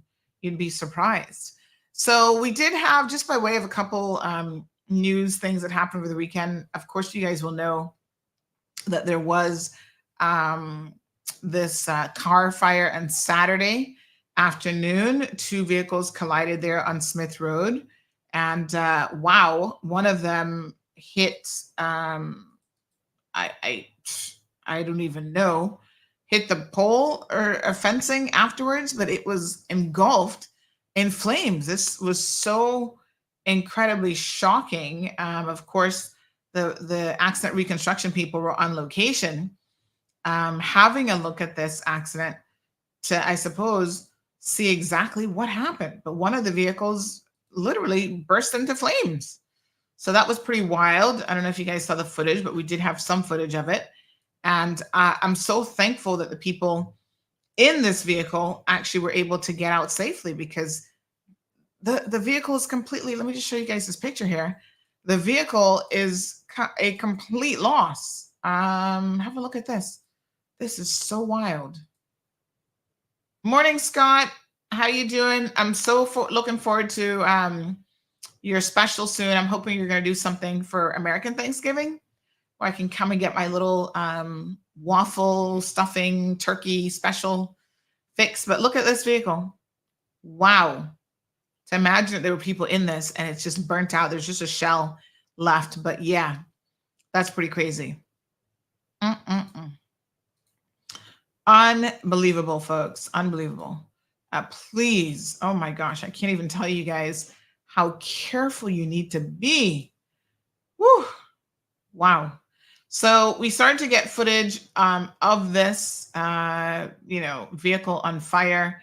It was shocking to see. At first, I wasn't even, because people were taking it from a distance away, I wasn't even sure what it was. I was thinking, what is this? And then it didn't take long to get the word then that it was actually a vehicle that was on fire. And I thought, wow, how did this even happen? At first, once again, I was kind of like, what? And then we discovered that it was 2 vehicles that had collided. And of course, the police investigating the cause of this. But let me just show you guys this footage, because this is more of an aerial view here. And then the woman, she rolled up me there right there as me crossing over me a blue room. And then one lady over here, so one big drop. Oh my goodness. Wow. Pretty crazy. Oh my goodness. Oh shit. The car is burning everything now. Let me just mute that. We can hear fire service and police obviously getting there quickly. It looks like they ran into, is that where Dr. Foley's office is? Wow. I thought for some reason I was thinking it was on the other side from the pictures. But yes, right there, right by Dr. Foley's office. And it actually hit that CUC pole, which, by the way, the pole didn't go anywhere. But whoa, that is so wild. And then this is the other one now across the street. My goodness. Unbelievable, folks. Absolutely unbelievable. Wowee. And then we had another set of, this is more of a compilation. Several people had sent us these. Have a look at this video now. Again, from a distance, some people were able to see the incident. I mean, the smoke plume was high in the air, obviously. Ambulance was there, and I understand that somebody was taken away by ambulance. And, look at that. What a mess. As I would say, this is a hot mess, quite literally. So there's, you can see the fire starting, and then of course vehicular fires can be very, very dangerous. Is there anything, by the way, that we can, and that's when it started to really engulf in flames. Is there anything that we can, speaking of safety, Shaka Zulu, is we have so many vehicle fires here. Is there anything that people can carry in their vehicles, like extinguishers and other things that can help? Heaven forbid. I mean, you don't want to be playing amateur, fire marshal here, but I'm just saying, sometimes it would help if we had these emergency tools available to us. until the authorities can get there. Miss Marcia, good morning.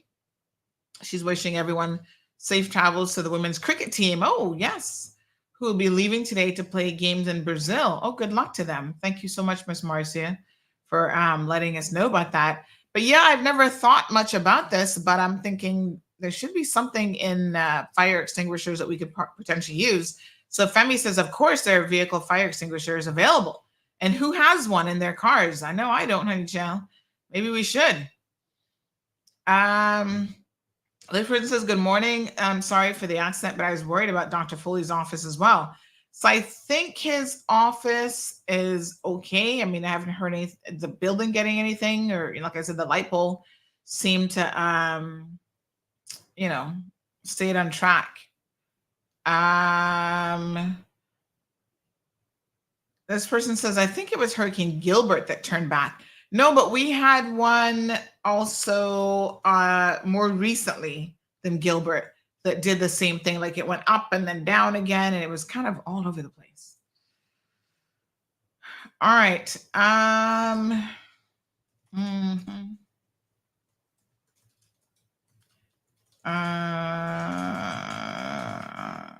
Okay. Let me just see what else we've got going on here. Miss Lavana says a hammer to break the glass if needed.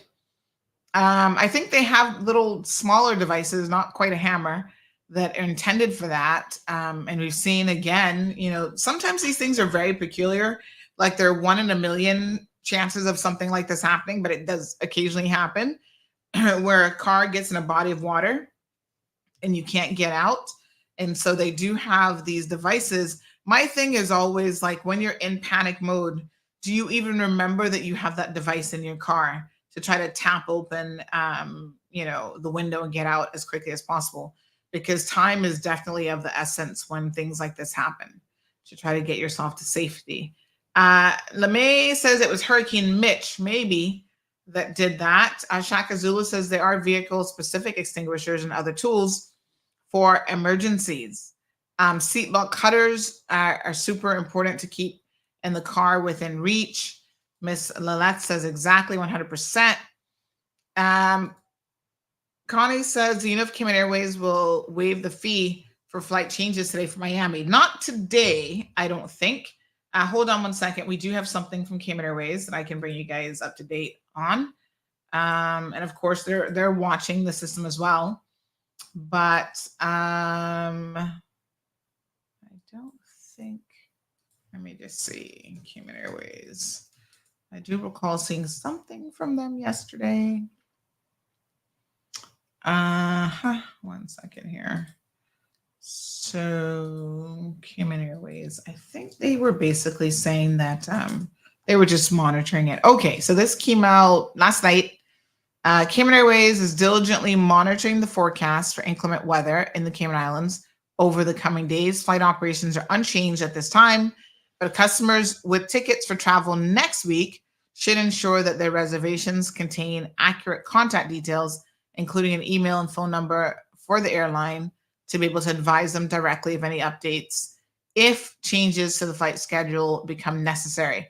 So as of right now, no changes to the flight schedule. So just, wait and see. But yeah, if you're changing your flight, I don't think until they say anything different that you can expect any waiving of fees. Good morning, caller. Good morning. Morning, dear. How are you? Not bad, thanks. That's great. Just a little insight on car fires. Mm-hmm.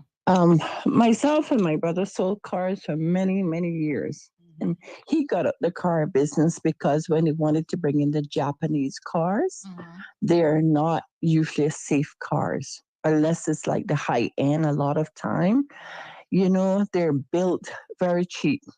Like I can call to Japan and I could have them make my car. I'm named Joy-san once I have the money to furnish it. So the thing is, American cars, do you notice very seldom you see American car get hit and it explode? Look at the cars that has been causing fires or putting people in danger. Most of the time it's a Japanese car. I don't know, because I'll be honest with you, most of the cars that I see are actually BMWs. That I don't know Yeah, what it but is they come about. from Japan. They come from Japan. And you can always Uh, tell by the side of the driver's side, left or right. And left American, right is those. So it tells you the difference of them. The left so hand you're cars you're are. saying that just because it's manufactured in Japan, it's manufactured at a different standard? Yeah, they do. I mean, America, they have to crash proof their cars. They put it through, the FED. They have to do everything, and that's how they will know most of the time the recalls. Because sometimes afterwards, also they put it out there that if anything is wrong with your car, and people put like 5, 6 the same problems, they recall the cars. Japan, they don't have to do that, unfortunately. And that was one of the things he was saying, it was not safe for people. But, things got harder around here. And then they offered to us to, and he refused. I didn't understand so much at that time, but he said they were not safe. And you have seen like cars drop from off of the express in America, and it still hasn't caught a fire. That's because a lot of the cars have like a compact safety, American cars, and the gas tank, it will kind of close. It has a thing that protects the gasoline, so the gasoline don't actually come out. But those are the cars, as it hit the gas tank, it starts to drip, and then once it drip, it's fire. Go back and check, and you'll see most of those are Japanese cars that has that issue. I'm not saying that times that you don't have American car that will have it if the impact is really terrible. You know what I mean? But on just a regular crash, boom, you hit a light pole in America. Look and see, very seldom do you ever see that car on fire. But that's because of the way they're built. Yeah, they're built completely different, and you can Google, you can watch the difference. You could see the requirements for the US compared to Japan. So it's big. That's why they're cheaper, because you have to put so much more money into a car in America. And that's why American cars are more expensive. So sometimes people will say, well, show your car. You want to sell that car. I said, well, I don't really buy it from Japan, only in Jamaica, where that's the side they want them to be driven on. But that's what it is. It's really those. And you see how many young people we have lost in those cars here. We have lost a lot of young people. Is they hit, boom, the fire is there. Yeah. So they're not as safe. The higher end, I think, is a different thing. I think that makes them better, and that's why they're more expensive. But the cheaper ones, they're made that way. You hear people say the Honda Fit isn't safe and this happened and that happened, but that's the reason. A Honda Fit from America is a different, completely car from the one that is purchased there.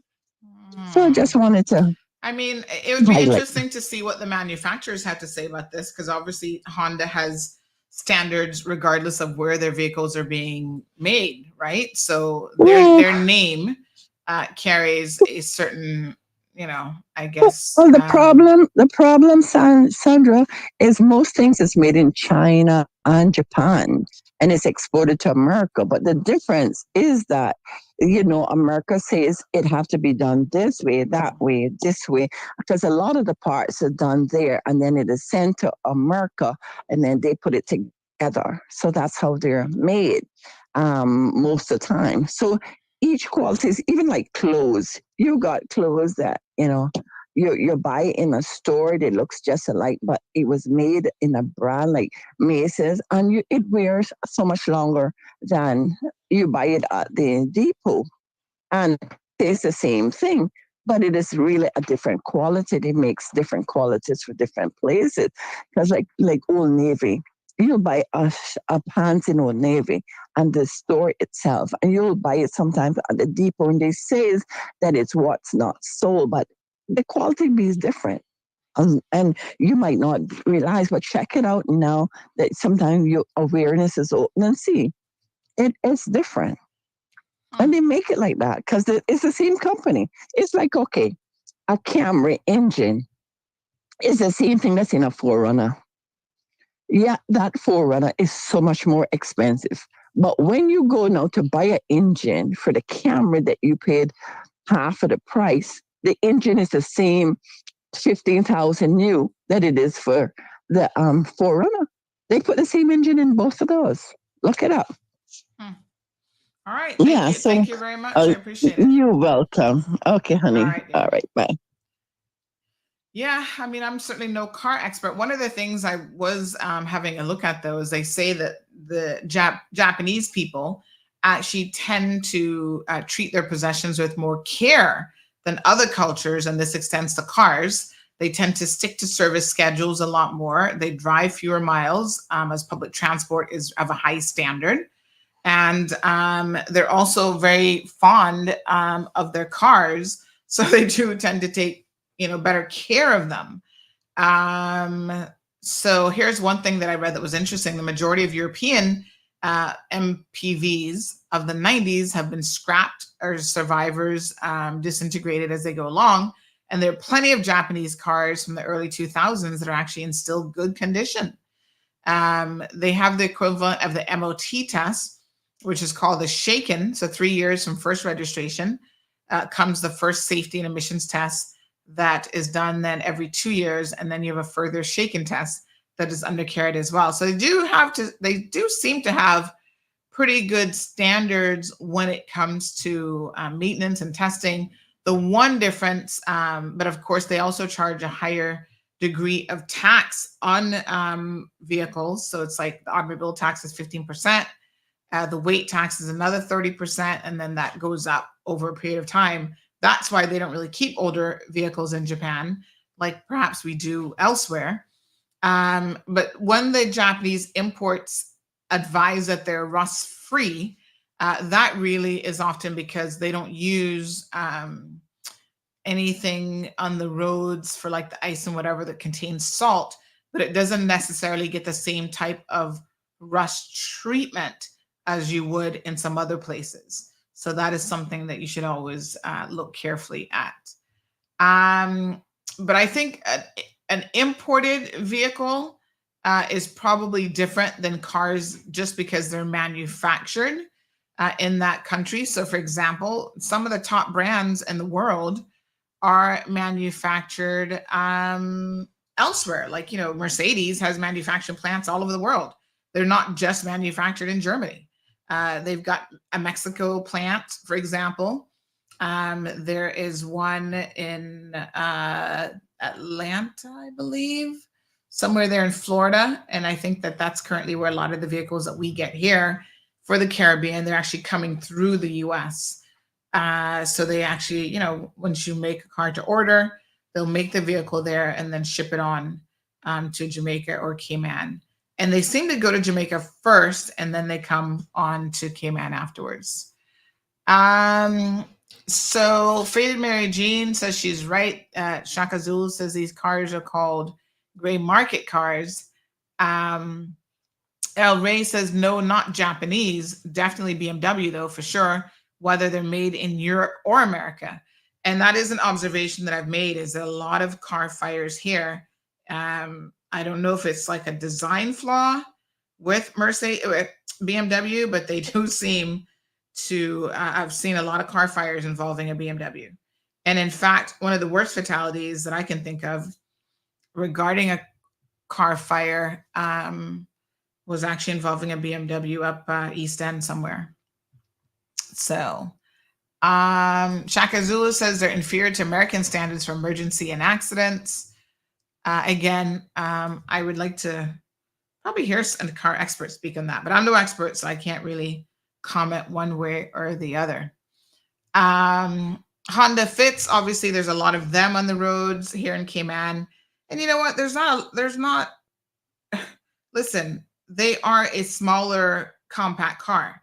So if we had, I don't know what other brand is that size, but if we had a Suzuki, I don't know, whatever, as many of them here on the roadway, you'd find that would be crashing because it's really just a numbers game, right? So Chris says the lady's not correct at all. Not all cars that drive on the right are Japanese cars. They have right-handed drive cars that are made in Germany as well. So yeah, like I said, not just them, the UK, even in Mexico, they make cars that are left hand and right hand drive cars. Femi says the compliance is different. To be sold in the US, you have to pass certain safety crash testing.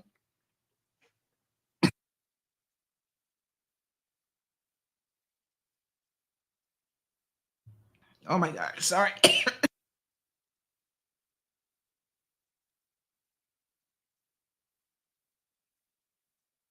Oh, my water. My apologies. The water went down the wrong tube, anyhow.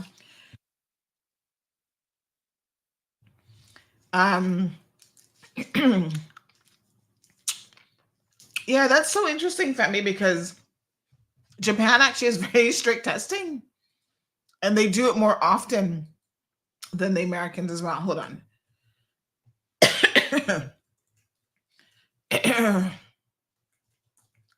um, let me find out.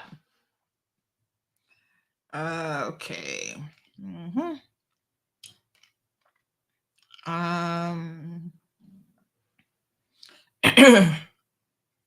Oh, here's an interesting article.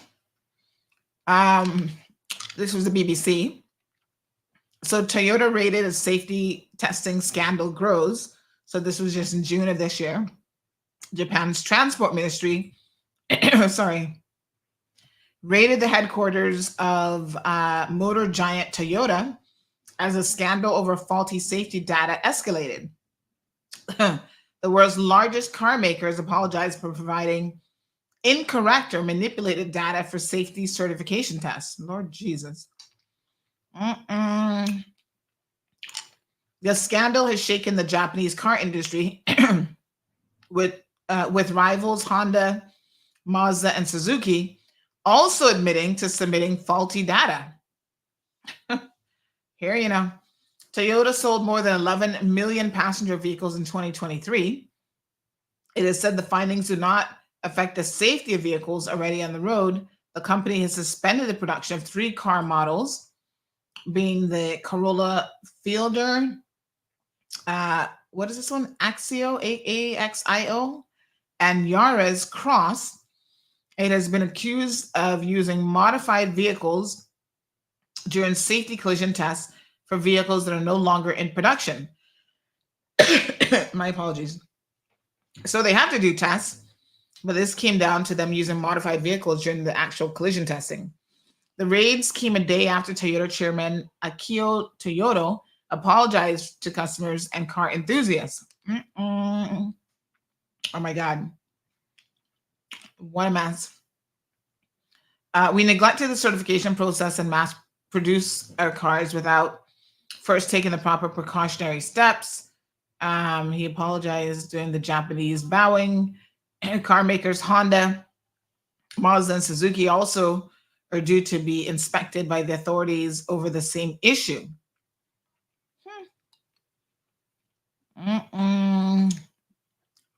Honda said that it found wrongdoing on tests related to noise and engine power, but it has stressed that its vehicles are safe to drive. Mazda has halted shipments of some cars and said it will bear the cost to its suppliers. However, the company added that it is not planning any recalls. Wow. And one Suzuki car model that is no longer being produced.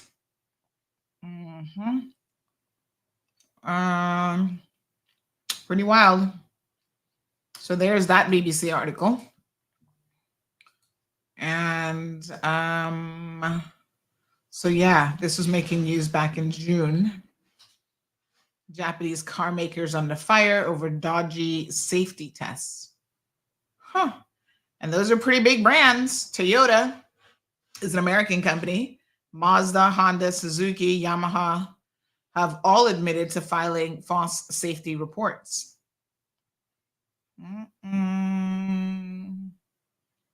What a heat. So there you go, to Miss Joyce Allen's point, I guess. Wow. Not to say that that couldn't happen even in America. But hopefully this is a good thing about whistleblowers and others, that when they come forward, they help. Mm-hmm. Good morning, Miss Helene. How are you? One of the things that has slowed down the imports of these vehicles is, we have to give the government credit for this under the leadership of Mr. Wayne Panton. When they put that legislation in place, which I know a lot of you are up in arms about it, to say that basically older imports were not going to be allowed, all of a sudden, one of the things that they didn't directly say is that it would impact the safety, and also just how parts were being traded on the market, so to speak. But a lot of these cars are actually, as Ms. Joyce Ann said, involved in accidents. And the older vehicles, again, don't necessarily have the safety precautions that some of the newer vehicles have. So, what a mess.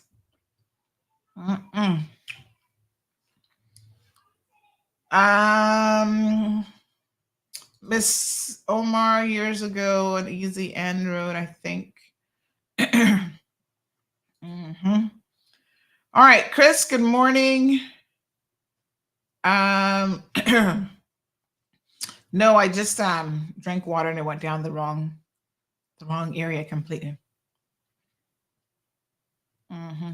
Sir Sakazula says this is very simple. Cars not made for the U.S. market don't have to meet the same safety standards, hence why we see certain types of incidents with non-American imported vehicles.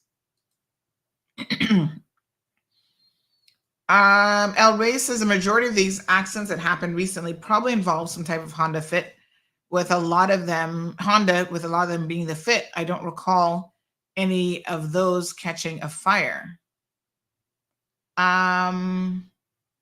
Yes, there was the one that happened right here in Spots, where 3 people died in that fiery blaze that they could not even identify afterwards. So, yeah.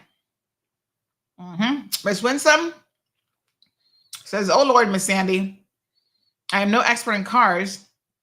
I just know how to drive them." And the one up East End with the doctor as well that caught fire, El Rey, and that was also Honda Fit.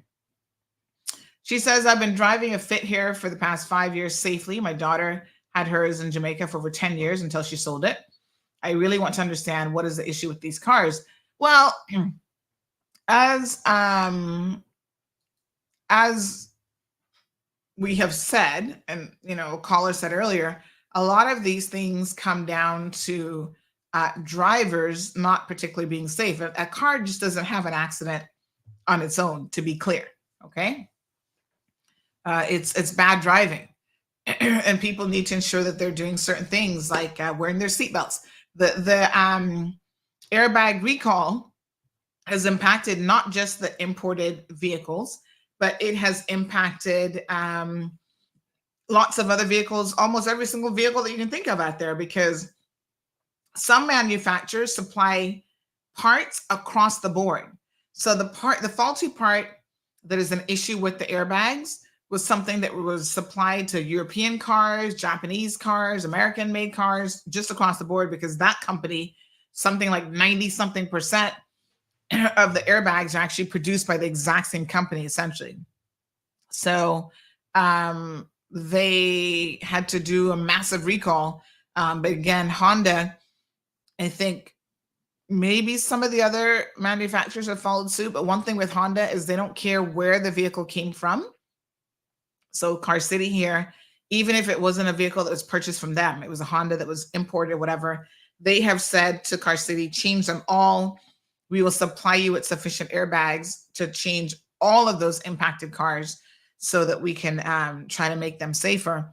And of course, we now know that unfortunately, Dr. Martinez, who lost her life in a very horrific accident there in East End, her life could have been saved if not for this faulty airbag, which should have been changed. And I am curious as to how licensing approved that car. Mr. Campbell, her godfather, whatever he was, had loaned her the car. He himself runs an auto body shop, a mechanic shop. You would think that his vehicles would have been up to, the latest standard, having all of the required, because you can't get your vehicle license, supposedly, without having these airbag changed.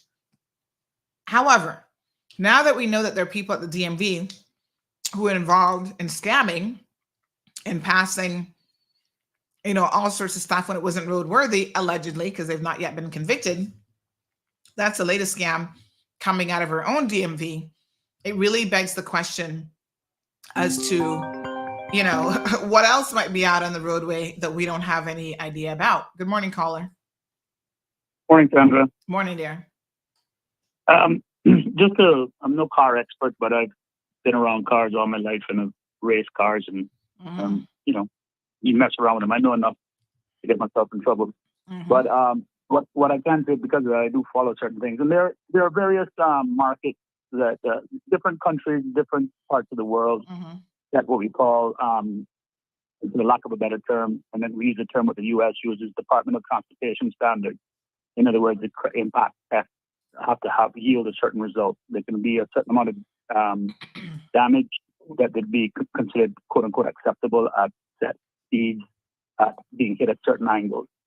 And so the Japanese cars have a much lower threshold than the U.S. cars.